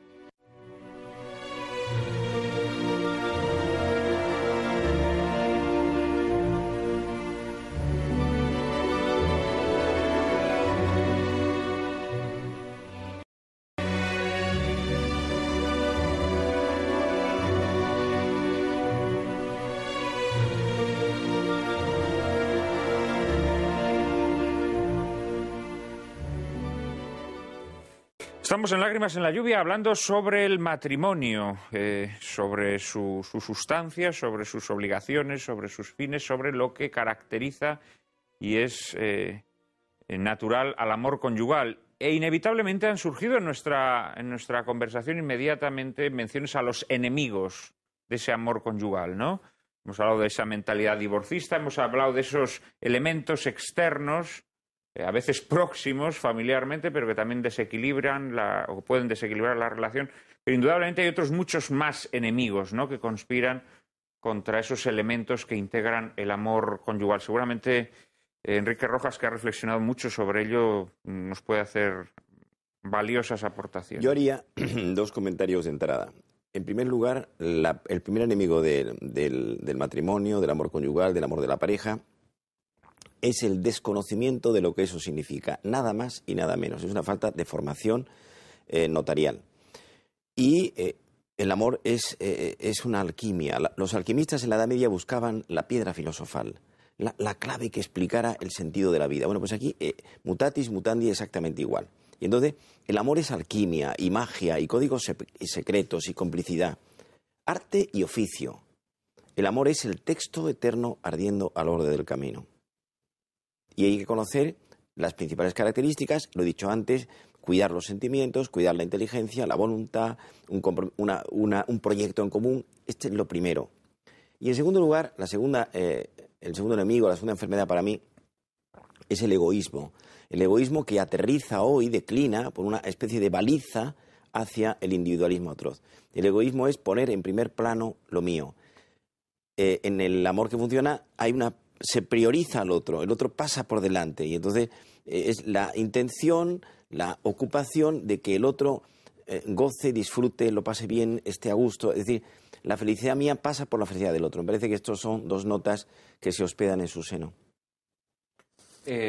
Antes comentábamos uno de los libros que recomendé a nuestros espectadores, El desafío del amor, que posteriormente dio lugar a una novela y a una película A prueba de fuego, que quizá algunos de nuestros espectadores conozcan y que es una película muy recomendable, y en donde se ven las dificultades también de un matrimonio, ¿no? Y comentábamos en el intermedio, Benigno y yo, que una de las cuestiones que más daño hacen en ese matrimonio es precisamente el consumo de pornografía. Nosotros dedicamos un programa a las adicciones en el mundo contemporáneo y, bueno, los hechos demuestran que hoy en día hay un gran número de divorcios y de rupturas matrimoniales que están motivados por adicciones de este tipo, a la pornografía, a Internet, muchas veces superpuestas unas a otras. Y esto es un elemento que tampoco podemos ignorar y que también es el fruto de una sociedad cada vez más individualista, cada vez más rota, en donde esos vínculos fuertes que veíamos en la película de John Ford no existen y que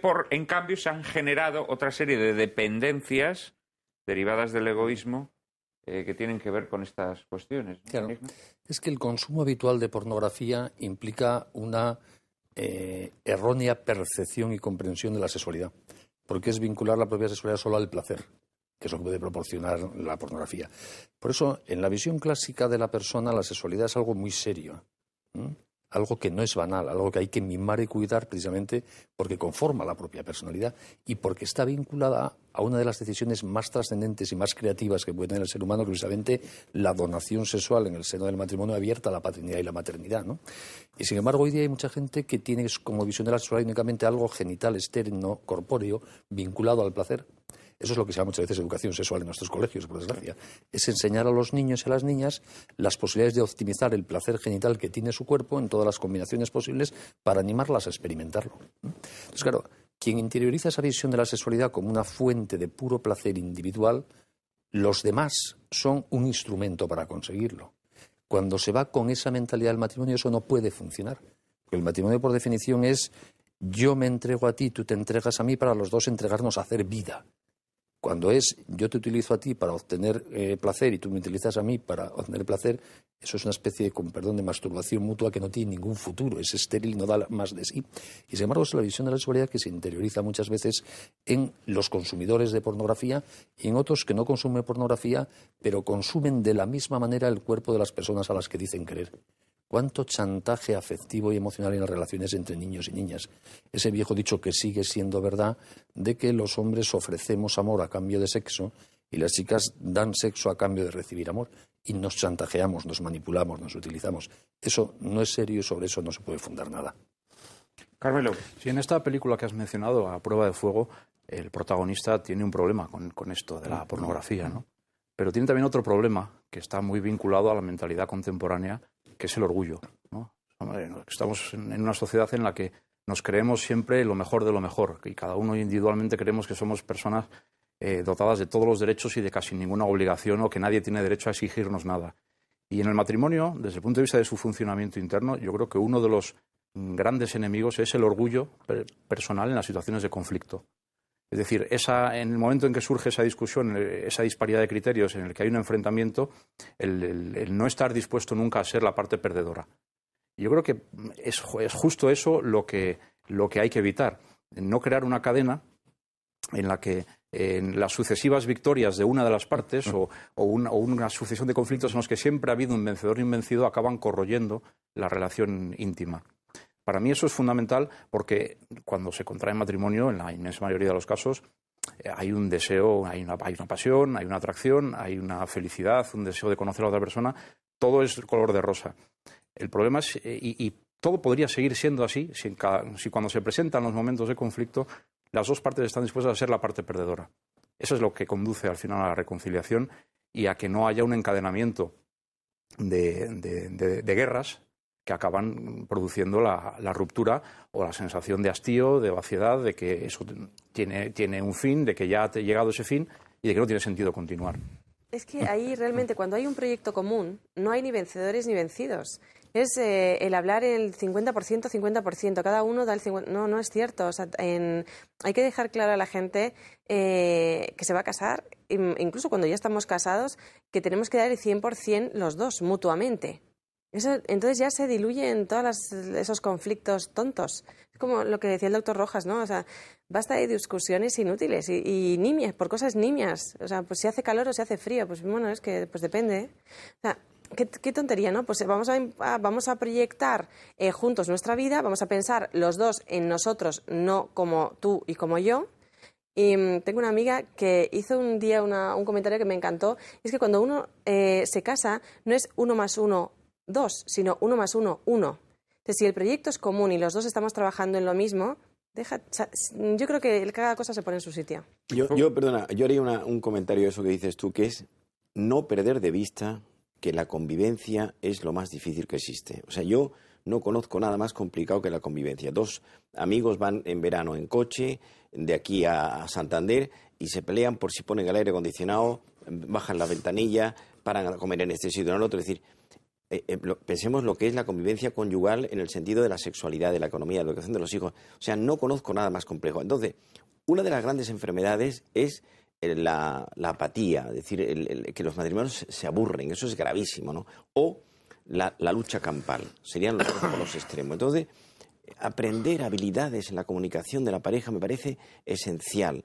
Y eso tarda uno mucho tiempo en entenderse con su mujer o con su marido. En Andalucía, yo soy andaluz, aunque no ejerzo mucho andaluz, dicen, qué bien sabe fulanito llevar a su mujer. Ha aprendido un arte en el día a día, aprender a tocar un tema complicado en el momento adecuado, posponer una discusión para otra circunstancia, darle la razón al cónyuge aunque uno crea que la tiene. Es decir, son muchas cosas las que hay ahí, hay que trabajar. Y esto hay que enseñárselo a la gente, porque si no, la gente piensa lo que decías tú, que el amor es una cosa hedonista, todo se ve muy bonito. No. Hoy, la información que damos los psicólogos y los psiquiatras a gente que se va a casar en las distintas modalidades que existen es que el amor es un trabajo y que el amor es una tarea, y si no estás sobre ella, aquello se va a pique. Mientras hablas, entrelazas tus dedos. Y me parece un gesto que es muy alusivo a lo que estamos hablando, porque realmente en el amor dos personas tienen que encajar, y eso a veces es difícil, ¿eh? Si no encajas bien los dedos chocan entre sí y se repelen. En este libro que mencionaba antes María, de Gustave Thibon, habla de una cosa que solemos olvidar, pero que es muy cierta. Y es que nuestras sexualidades son distintas, que la sexualidad del hombre y la sexualidad de la mujer son distintas, que buscan cosas distintas, que tienen ritmos distintos, que tienen gustos distintos. Gracias a Dios. Sí, no, pero no solamente en que al hombre le guste a la mujer y a la mujer al hombre, no, sino que les gusta cosas, o sea, satisfacer su sexualidad de formas distintas. Es que eso es lo que hace creativo e interesante el matrimonio. Y dice Thibon, y si el hombre y la mujer no se dan cuenta de esto y no logran encajar esas sexualidades que buscan cosas distintas, el matrimonio va a fracasar. En ese sentido, Juan Manuel, es que me parece importantísimo, perdona que te interrumpa. Uno de los problemas más graves con los que nos estamos encontrando hoy día es que se está artificialmente masculinizando la sexualidad femenina, queriendo convertir la sexualidad femenina en algo puramente genital, externo, placentero. Y eso es un desacople en las relaciones matrimoniales brutal, porque ya no hay ese complemento. Por eso decía yo, gracias a Dios, de dos formas muy distintas de responder al estímulo sexual, sino que son como dos genitalidades luchando por el placer. Y eso no funciona. O sea, hay un tema que me parece vital. El hombre es muy primario y la mujer es muy secundaria. El hombre es muy directo y la mujer es muy afectiva. Y esto hay que entenderlo. El hombre tiene ganas de relación sexual siempre, salvo que sea una persona muy intelectual, muy culta o con una gran espiritualidad, sino a la vuelta de la esquina. Y eso me parece esencial. Si eso no se acopla, aparecen crisis conyugales muy relacionadas con esto. Yo lo explico en la universidad a mis alumnos. Da mucha pena cuando una mujer, su marido quiere estar con ella, la mujer le dice, estoy agotada, tengo un día malísimo, me duele la espalda, voy a tener la menstruación. Es decir, y esto es cosas... la clínica enseña lo que no viene en los libros, ¿no? Entonces, me parece una observación muy buena. Los ritmos de la sexualidad de los dos tienen que ser acoplados con eso que he vuelto a decir hace un momento, he dicho yo, la complicidad, esos lenguajes privados que habitan entre los dos. Yo quisiera, Juan, muy brevemente, porque tenemos que pasar al segundo de los temas del programa. Únicamente hacerle una postilla a las últimas expresiones del doctor Rojas, que no es una corrección, es una postilla. Obviamente yo no voy a corregir al doctor Rojas en mi vida. Por favor, es un esfuerzo la construcción en dificultad, porque es complejo, de la convivencia conyugal, pero es fácil. Lo que no me gusta es que transmitamos a los que nos oyen como si fuese un esfuerzo difícil. No, un esfuerzo. Lo llevamos haciendo hombres y mujeres desde Adán y Eva y en general funciona. Hay que trabajárselo. Todas las cosas que merecen la pena exigen un esfuerzo. Pues digamos que hay que esforzarse, pero no hay que asustarse ante ello. Yo digo que son complejas. Exactamente. Es decir, que tienen, hay muchos ingredientes. Yo diría, y con esto acabamos este bloque, que la sexualidad del hombre y la mujer tiene una nota en su interior que es una relación íntegra, que significa que ensambla, mezcla, reúne a la vez lo físico, lo genital, lo psicológico, dos patrimonios psicológicos que se unen, lo espiritual, incluso en personas no creyentes, hay una espiritualidad que se da en la condición humana, no somos animales, y la biografía. Es decir, la relación sexual es una gran sinfonía en donde está lo genital, lo psicológico, lo espiritual y lo histórico, todo junto sumario a la vez. Y es espléndido. Es decir, cuando eso funciona, es una maravilla. Lo otro, esto es una relación de persona a persona. Lo otro, la relación sexual sin amor, es una relación cuerpo a cuerpo. Claro. Porque en esta sociedad, con gran frecuencia hoy, las personas son utilizadas como si fueran cosas. Pero los que se van a casar, que piensen que cuando uno está pegadico 24 horas al día a alguien que es profundamente amable, digno de ser amado, que es lo que le pasa a la novia con la que te vas a casar o al novio con el que te vas a casar, necesariamente si uno no hace el tonto lo ama porque es amable. Es complejo, pero es fácil, no hay que asustarse. Y no hemos hablado de la infidelidad. No hemos hablado de la infidelidad, pero seguramente habrá ocasión de dedicarle un programa íntegro, ¿no? Porque películas sobre infidelidades hay muchas, con lo cual eso no nos va a costar nada. No, ahora vamos a hablar de una consecuencia natural de la fidelidad, que es la fecundidad, ¿no? El amor es fecundo y es un elemento constitutivo primordial de su misma naturaleza. María Cárcava nos introduce en el asunto. A través del matrimonio se produce la unión moral de dos personas que, aunque no se transforman en una sola, entran en una comunión en la que cada una no se limita a querer a la otra, sino que también quiere para la otra y con la otra el perfeccionamiento personal. Ese perfeccionamiento se logra en una donación de la propia persona a la otra persona y su consecuencia natural es la procreación. Tradicionalmente la procreación era considerada el fin primero del matrimonio y el fin de mutuo perfeccionamiento y recíproca donación se denominaba secundario, no menor, sino que seguía al fin primero. En épocas más recientes se impuso la idea de que los cónyuges podían atender solo al fin unitivo, omitiendo en la intención el fin procreador, lo que acabaría legitimando la práctica anticonceptiva. La polémica en torno a los anticonceptivos era el campo donde la secularización actuó de modo más incisivo, consiguiendo que los comportamientos sexuales se alejaran cada vez más del modelo moral cristiano que los había regido durante siglos. De ello era perfectamente consciente el Papa Pablo VI, que vivió con dramática angustia la emergencia de una mentalidad cada vez más partidaria de la contracepción, incluso en el ámbito de la propia Iglesia. El 29 de junio de 1968 se proclamaba la encíclica Humane Vitae, quizá el documento papal sobre el que más ásperamente se ha manifestado la desunión de la Iglesia. En ella se subrayaba el valor positivo del acto conyugal como expresión de amor y se aceptaba la regulación de los nacimientos a través de métodos naturales, pero se ratificaba la doctrina tradicional de la Iglesia, es decir, la comunión espiritual de los cónyuges está indisolublemente unida al fin procreador. A la postre, a la eliminación del fin procreador del matrimonio ha seguido la del fin unitivo. Allá donde la anticoncepción se ha impuesto, la legalización del divorcio se ha convertido en su consecuencia natural. Lo que supuestamente nació para liberar al matrimonio de la carga de los hijos, al final acabó por liberar a los cónyuges de su propio compromiso. Y con la extensión del divorcio vino el aumento del aborto en volandas de un feminismo radical que concibe la maternidad como una suerte de esclavitud biológica de la que la mujer debe liberarse.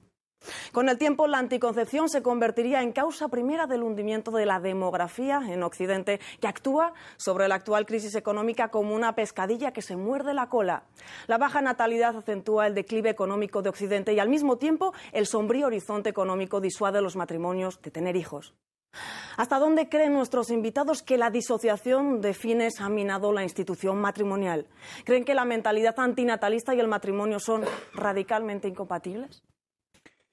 Laura, te lanzamos a ti la pelota. En Lágrimas en la Lluvia nos gusta tocar los temas y tocarlos también en las cuestiones más espinosas, y creo que esta del antinatalismo y la contracepción pues es un tema que no podíamos escamotear a nuestros espectadores.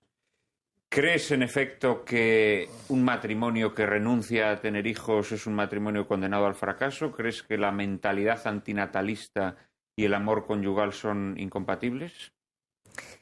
Pues realmente la natalidad o el tener hijos es una sobreabundancia del amor de los cónyuges. Si los cónyuges se cierran a los hijos, puede ocurrir que sea de dos maneras, de forma temporal o de forma definitiva. Si es de forma temporal, realmente yo creo que no acaba con el amor, pero si es verdad que déjame ya, porque es que el mero hecho de vivir de esa manera egoísta durante un tiempo, pues afecta a la personalidad de las personas, ¿no? De la gente. Si es de forma definitiva, yo personalmente creo que no se han enterado de nada. No. Benigno. Sí, vamos a ver, yo creo que hay que distinguir los juicios sobre las personas en concreto y los juicios sobre las mentalidades y los fenómenos sociales, ¿no? ¿Cómo enfocaría yo este tema sin hacer ningún juicio sobre ninguna persona en concreto que nos esté escuchando? Porque no soy quien para juzgar a nadie. Naturalmente, ninguno lo somos. Por eso digo, ¿no? Pero estas cosas hay que tener cuidado porque si no distinguimos muy bien, ¿no? Entonces, vamos a ver.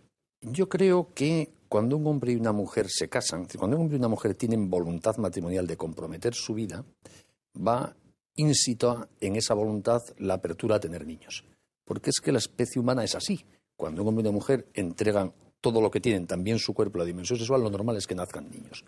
Y de hecho, de ahí nace el interés social y jurídico por el matrimonio. Si fuese un problema de afectividades privadas, ni la ley ni el Estado pintarían nada regulando eso. Se mete el Estado ahí, pedimos que se meta el Estado en la ley, precisamente porque se produce un efecto habitualmente que es de altísimo interés social, que es que pueden nacer niños.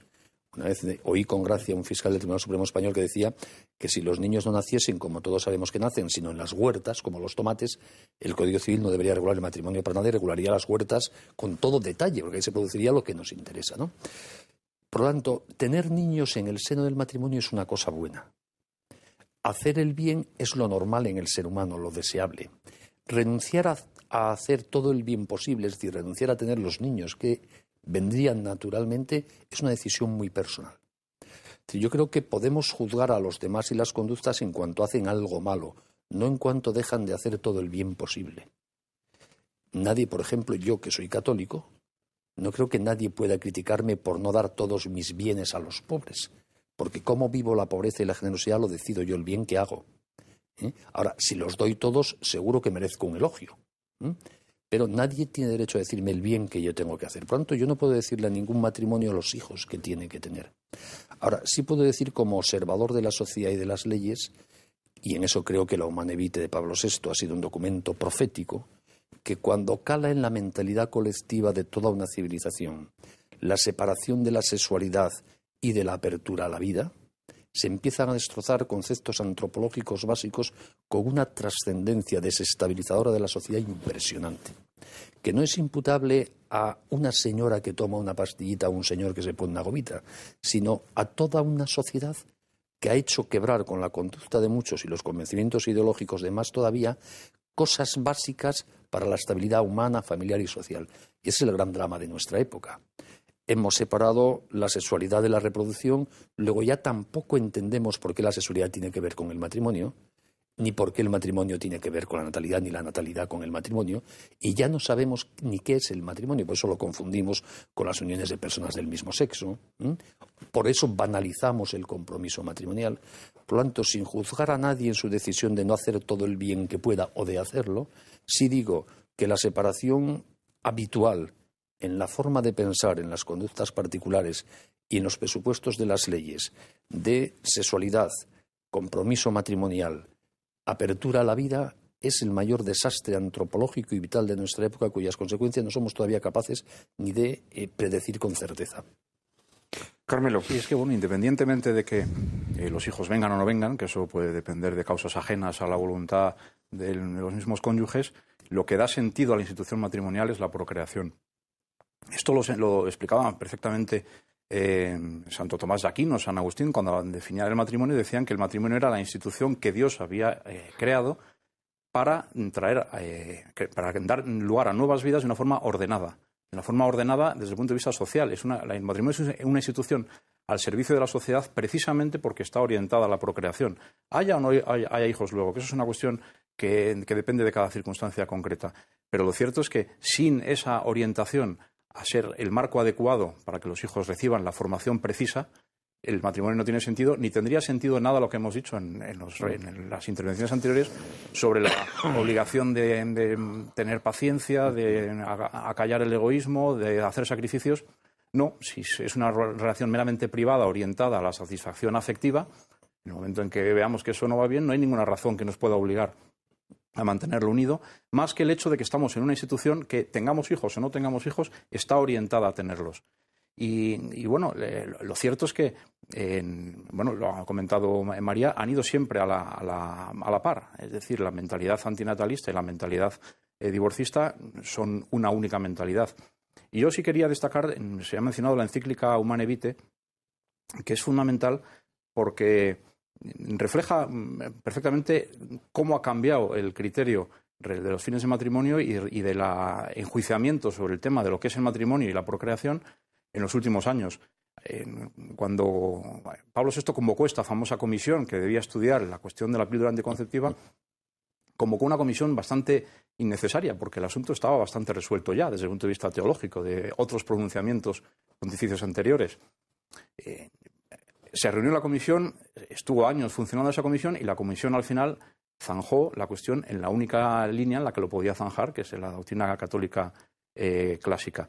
Y algunos dicen que el mismo Pablo VI, como teólogo privado, no compartía esa decisión, pero sabía que como papa tenía que defender la postura de la... Pero eso es una presunción. Sí, es una presunción, evidentemente. Pero vamos, no, sin embargo, en esa comisión la mayor parte de los miembros se declararon favorables a la píldora. Sí, claro, pero es que la última palabra la tenía el Papa. Sí, evidentemente. Entonces, luego se vio cuál fue la reacción que hubo en muchas conferencias episcopales, que unas pasaron olímpicamente, otras dijeron se obedece pero no se cumple y demás. Yo creo que ahí... déjalo que concluya porque tenemos que cortar para la publicidad y luego te doy la palabra. Bueno, no, 2 minutos, porque he querido mencionar este hecho de la Humane Vitae porque esa presunción de que quizá el Papa zanjó contra su propia convicción privada implica que aquí está implicada la misma doctrina de la Iglesia como maestra de fe y de moral. Y quería mencionarlo en la medida en que es parte de la doctrina íntegra tradicional de la Iglesia respecto al matrimonio. Es decir, son realidades inseparables. Como decía, que luego pueda haber matrimonio sin hijos, evidentemente no hay ningún problema, pero la institución está orientada a eso y se justifica para eso. En un minuto estamos nuevamente con ustedes hablando de matrimonio y ahora más específicamente de procreación. No nos dejen, por favor.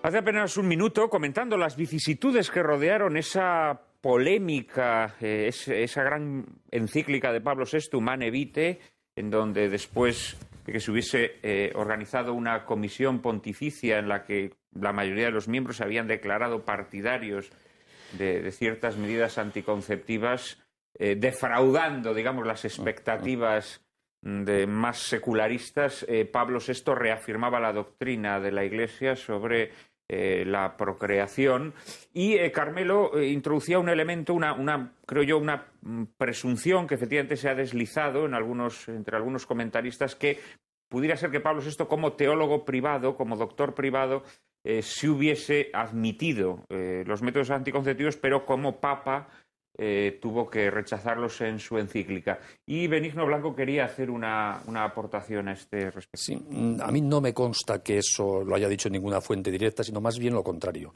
porque tenemos dos fuentes de información sobre el pensamiento de Pablo VI, que son sus conversaciones con un célebre teólogo que le asesoraba profundamente en esos momentos, francés, y que luego publicó sus diálogos, y el propio secretario del Papa. Y yo creo que el Papa tenía muy clara cuál era la doctrina de la Iglesia. Precisamente le defraudó profundamente esa comisión de teólogos y expertos en pastoral que quiso decir lo contrario, y él, sufriendo mucho personalmente, también una personalidad hamletiana a la hora de tomar decisiones, tuvo muy claro que él como teólogo y el Espíritu Santo a través de él tenían que decir que la doctrina de la Iglesia en ese tema era fundamental e inamovible. Sí, él sabía además que eso iba a causar un auténtico cataclismo, ¿no? Y que iba a provocar la defección, el abandono, al menos real, en el sentido de que muchas personas no es que fuesen a perder la fe, sino que se iban a distanciar, digámoslo así, de la Iglesia, ¿no? Como sin duda ocurrió. Lo que ocurre, como también has dicho, el paso de los años y de las décadas han demostrado que esa encíclica fue profética, ¿no? En muchos sentidos. Enrique. Bueno, yo volvería al tema de la educación de los hijos. Me parece esencial. Estamos en este momento en la ceremonia de la confusión. Y yo voy a dar una definición de lo que es educar. Educar es enseñarle al hombre lo que es la vida. En esta definición hay dos notas: qué es el hombre y qué es la vida.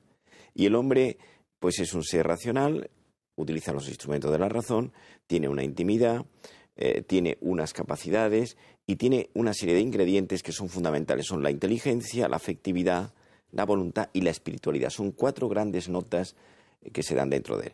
Y en segundo lugar, ¿qué es la vida? La vida tiene, a mi juicio, dos características. La vida es abierta y la vida es argumental. La vida es abierta significa que la vida es incompleta, provisional, interminable, siempre por hacer. Por eso la vida es dramática. Y en segundo lugar, la vida, como argumento, necesita en su interior amor, trabajo, cultura y amistad.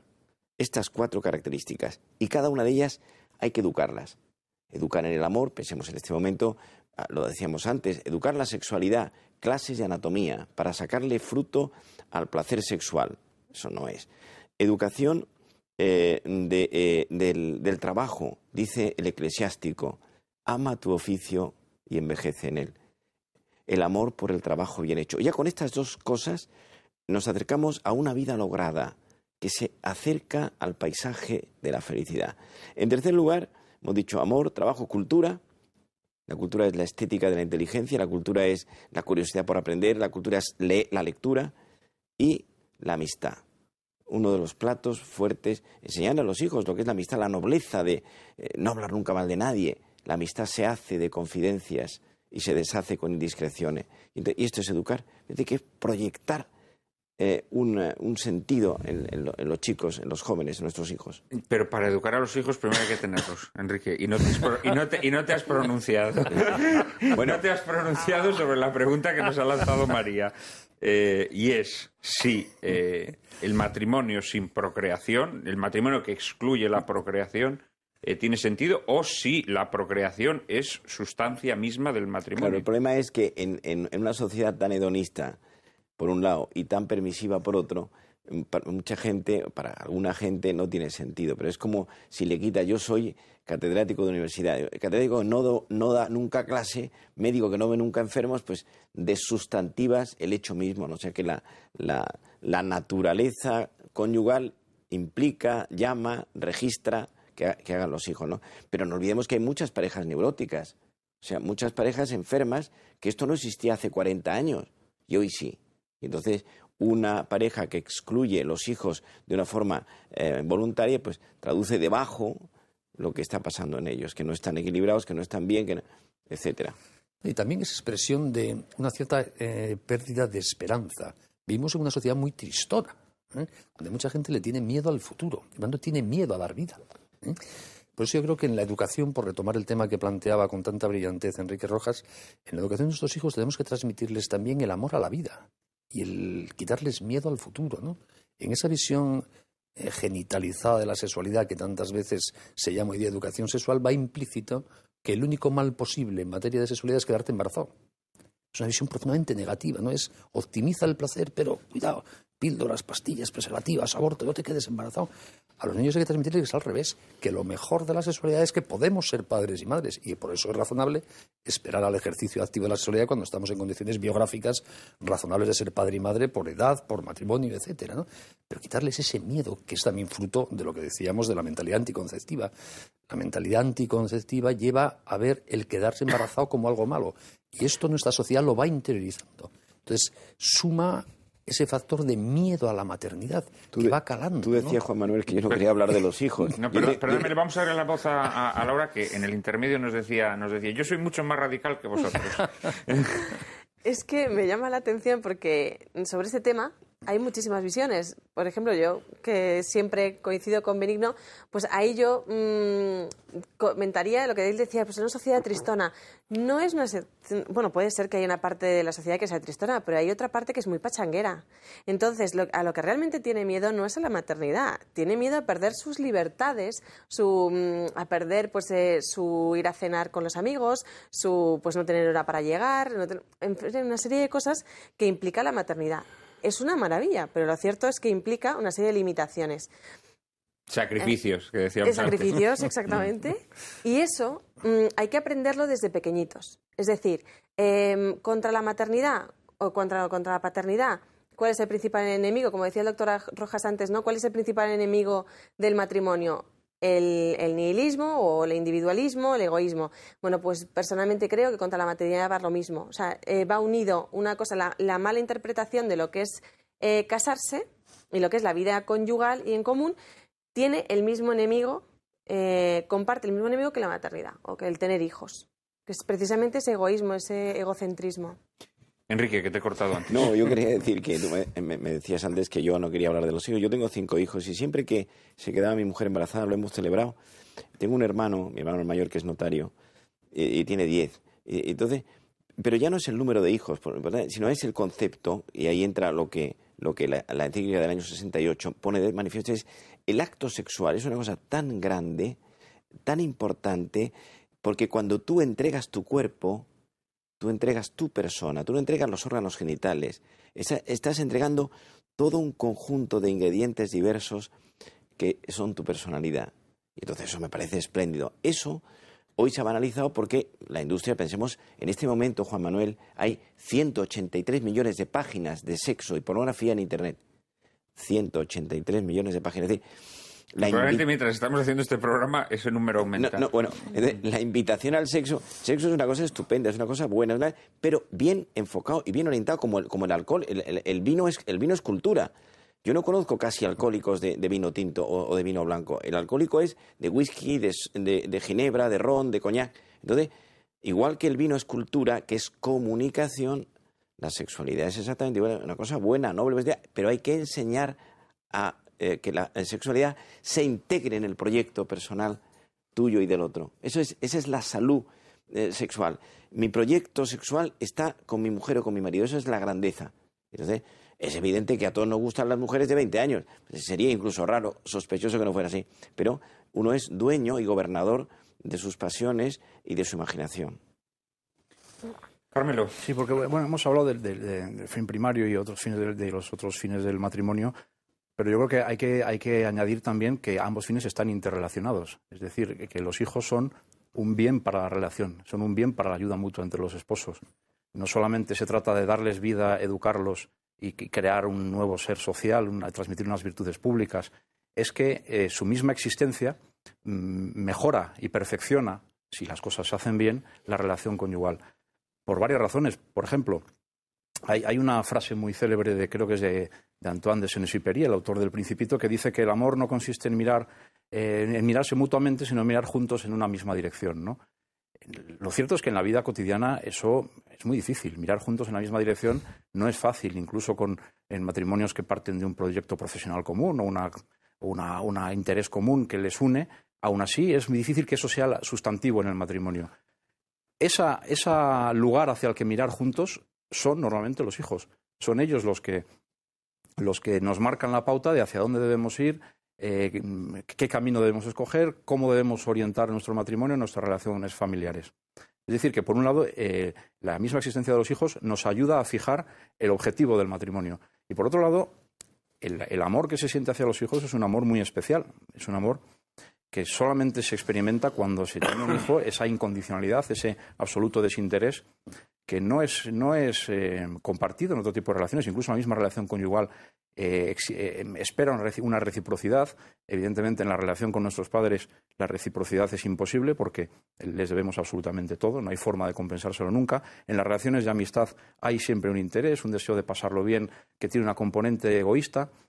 En el amor hacia el hijo prácticamente todo eso desaparece. Solo el hijo es importante. Es cuando uno conoce por primera vez lo que es la incondicionalidad y el desinterés absolutos. Si nos dejamos educar por ese amor filial, es decir, si ese amor que tenemos hacia los hijos intentamos aplicarlo también al matrimonio, estamos beneficiando al matrimonio. Esa realidad nueva que conocemos a través de los hijos puede sernos muy útil también en nuestras relaciones personales y sobre todo en la conyugal. Realmente el amor que los padres sienten hacia los hijos es un afecto tan natural que cuando uno piensa en cómo se ha impuesto la mentalidad antinatalista, termina dándose cuenta de que nos han sobornado porque han logrado alterar nuestra naturaleza, han logrado que renunciemos a algo que es como una exudación de nosotros mismos, como una segregación natural de nosotros mismos. ¿Y a cambio de qué? Es muy interesante lo que antes decía Laura, es que somos pachangueros, o sea, verdaderamente renunciamos a tener hijos por poder salir con los amigos a cenar. Han logrado que cosas que son de naturaleza totalmente distinta, de índole absolutamente distinta, sin embargo las hayamos puesto al mismo nivel, ¿no? Y efectivamente, pues hoy en día muchas parejas, pues por poder seguir saliendo, por poder seguir haciendo un tipo de vida juvenil, digámoslo así, efectivamente renuncian a algo que es, no diré casi ni la aspiración, que creo que es la propia naturaleza, ¿no? Quien nos impulsa a ello y esa necesidad de mirar juntos en una misma dirección. Laura me volvía a pedir la palabra. Sí, hay algo de lo que en educación no se suele hablar y es del valor del desprendimiento. Y eso aplicado como contrario al apegamiento, ¿no? Entonces yo creo que eso aplicado al matrimonio y a la maternidad o a la paternidad, pues también tendría que enseñarse. Es decir, cuando tú te casas hay dos tipos de matrimonio que está condenado prácticamente al fracaso, que es el narcisista, el que se está permanentemente mirando el ombligo, y luego también está el que se toma al pie de la letra el de que dos son una sola carne, entonces la maté porque era mía, generalmente suele ser la conclusión, ¿no? Pues como es mía no puede irse con sus amigas, no puede salir, no puede hacer un poco su vida, no respetando ese espacio vital necesario. Aplicado al tener hijos, pues también es importante que los padres se precisamente porque ese amor es tan precioso, ¿no?, y tan gratuito, tendría que ser, pues corre el riesgo de que se produzca una especie de apegamiento por parte de los padres y tomar como posesión a los hijos. Y como es mío, yo elijo cómo es, con qué color de ojos nace, cuándo nace, etcétera, etcétera. Entonces, ahí yo animaría, incluso desde el colegio, a enseñar, por supuesto desde los hogares, a educar a los niños en el desprendimiento, o sea, al compartir, ¿no? Y eso, cuando ya el niño vaya creciendo, la niña vaya creciendo, pues enfocará de una manera más sana la maternidad. ¿Por qué? Porque luego se dan casos en los que los padres, lo vemos el primer día de clase cuando llevamos a nuestros hijos a clase, hay madres que se quedan llorando y el niño se va a jugar al rincón que le corresponde y se lo pasa fenomenal. Entonces, eso que, bueno, pues si se corta ahí y no pasa de una anécdota, pues fenomenal. Pero si esa sensación de pertenencia del hijo por parte de los padres continúa, pues puede derivar en una consulta al psiquiatra. Yo diría una cosa. Primero Benigno y luego te doy la palabra. Sí, yo creo que uno de los grandes engaños colectivos de nuestra época es precisamente el miedo a la maternidad. O sea, que muchas mujeres y muchos hombres hayan interiorizado que tener hijos puede ser algo terrible, costoso, doloroso, esencia de sacrificio de la propia libertad. Porque, de hecho, cuando se hacen encuestas, todavía la semana pasada hemos tenido una reunión en Bruselas de la Unión Europea donde esto se ha puesto de manifiesto otra vez, en todos los países de la Unión Europea las mujeres dicen que quieren tener más hijos de los que tienen. Pero luego sacrifican esa voluntad a cosas relativamente pequeñas. Comodidad, acabar de pagar una casa, el trabajo, no sé qué, ¿no? Entonces, esto es un mito que se ha interiorizado por mucha gente que lleva a retrasar mucho la maternidad hasta un momento en que ya no se puede o hay que acudir a las técnicas de reproducción asistida y liamos otro problema. Hace unos días veía en la televisión una entrevista a una chica que no es precisamente una portavoz del Foro de la Familia, a Ana Obregón, y le preguntaban ¿qué sentiste cuando nació tu hijo Alejandro? Elevó los ojos al cielo y dijo: cuando me lo pusieron sobre el pecho después de dar a luz, entendí para qué existía yo. Y hoy sigo pensando lo mismo, existía para tener ese niño.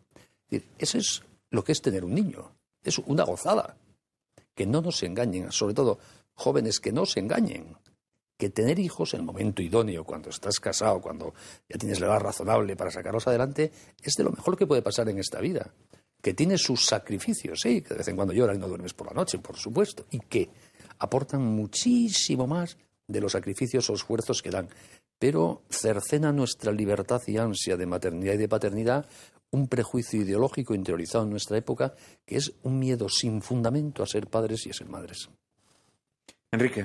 Yo quería terminar porque, según nos dices, estamos agotando los últimos minutos. En los últimos momentos. Quisiera terminar hablando de la felicidad. Familia y felicidad. La felicidad es la vocación natural del ser humano. Todos queremos ser felices, ya lo decían los clásicos. La felicidad es la administración inteligente del deseo. La felicidad es un estado de ánimo, por tanto es una visión subjetiva, que consiste en estar contento con uno mismo al comprobar que hay una buena relación entre lo que yo he deseado y lo que yo he conseguido. Pero la felicidad absoluta se da en el otro barrio. Aquí tenemos que aspirar a una felicidad razonable, es decir, una felicidad en donde los principales elementos del proyecto personal han dado de sí. Y entonces uno de los grandes, el primero, el que lleva la voz cantante, es el amor. El segundo es el trabajo. Entonces, situar bien el amor. Pero cuando no somos capaces de tener la valentía de vivirlo eso en profundidad, a fondo, soltando amarras, pues quedan en unos amores de 3 al cuarto, que es lo que vemos hoy tremendamente, pues de una cosa tan pobretona, no hablo de nuestro país, hablo en el planeta global de lo que está ocurriendo. Por lo tanto, yo creo que este es el asunto. Y la felicidad tiene que ver con la respuesta a esos 4 elementos que yo antes comentaba, donde cada uno participa esencialmente. No olvidemos, si no hay una formación en cuanto al amor y todo lo que de ahí se deriva, estamos perdidos.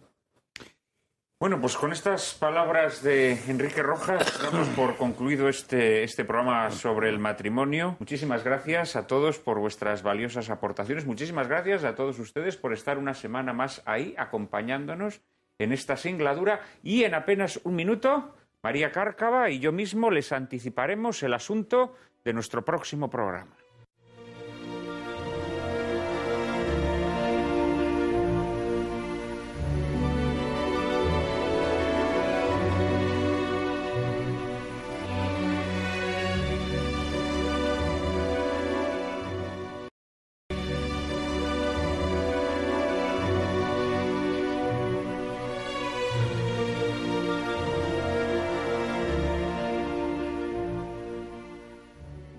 Nos referíamos hace un rato a las reacciones que siguieron a la aparición de la encíclica Humane Vitae de Pablo VI al poco de la conclusión del Concilio Vaticano II. En nuestro próximo programa les proponemos ahondar en las vicisitudes de la época posconciliar, que introducirían una serie de transformaciones en el ámbito de la Iglesia católica como no se habían producido en siglos. Algunas de esas transformaciones, en su afán de modernizar la Iglesia, acabarían minando sus cimientos hasta extremos insospechados. E ilustraremos nuestro coloquio con Católicos, una película dirigida por el británico Jack Gold y protagonizada por Martin Sheen, Trevor Howard y Ralph Ballon, en la que un sacerdote enviado desde Roma a Irlanda recibe la encomienda de amonestar a unos monjes que se obstinan en seguir oficiando la misa en latín. No se la pierdan, ya saben que a partir de ahora no podrán llorar lamentando que la televisión es un desierto de la inteligencia y el buen gusto. Ahora ya pueden refrescarse en el oasis que les brinda Lágrimas en la lluvia. Todos los domingos a las 4 de la tarde, aquí, en Intereconomía Televisión.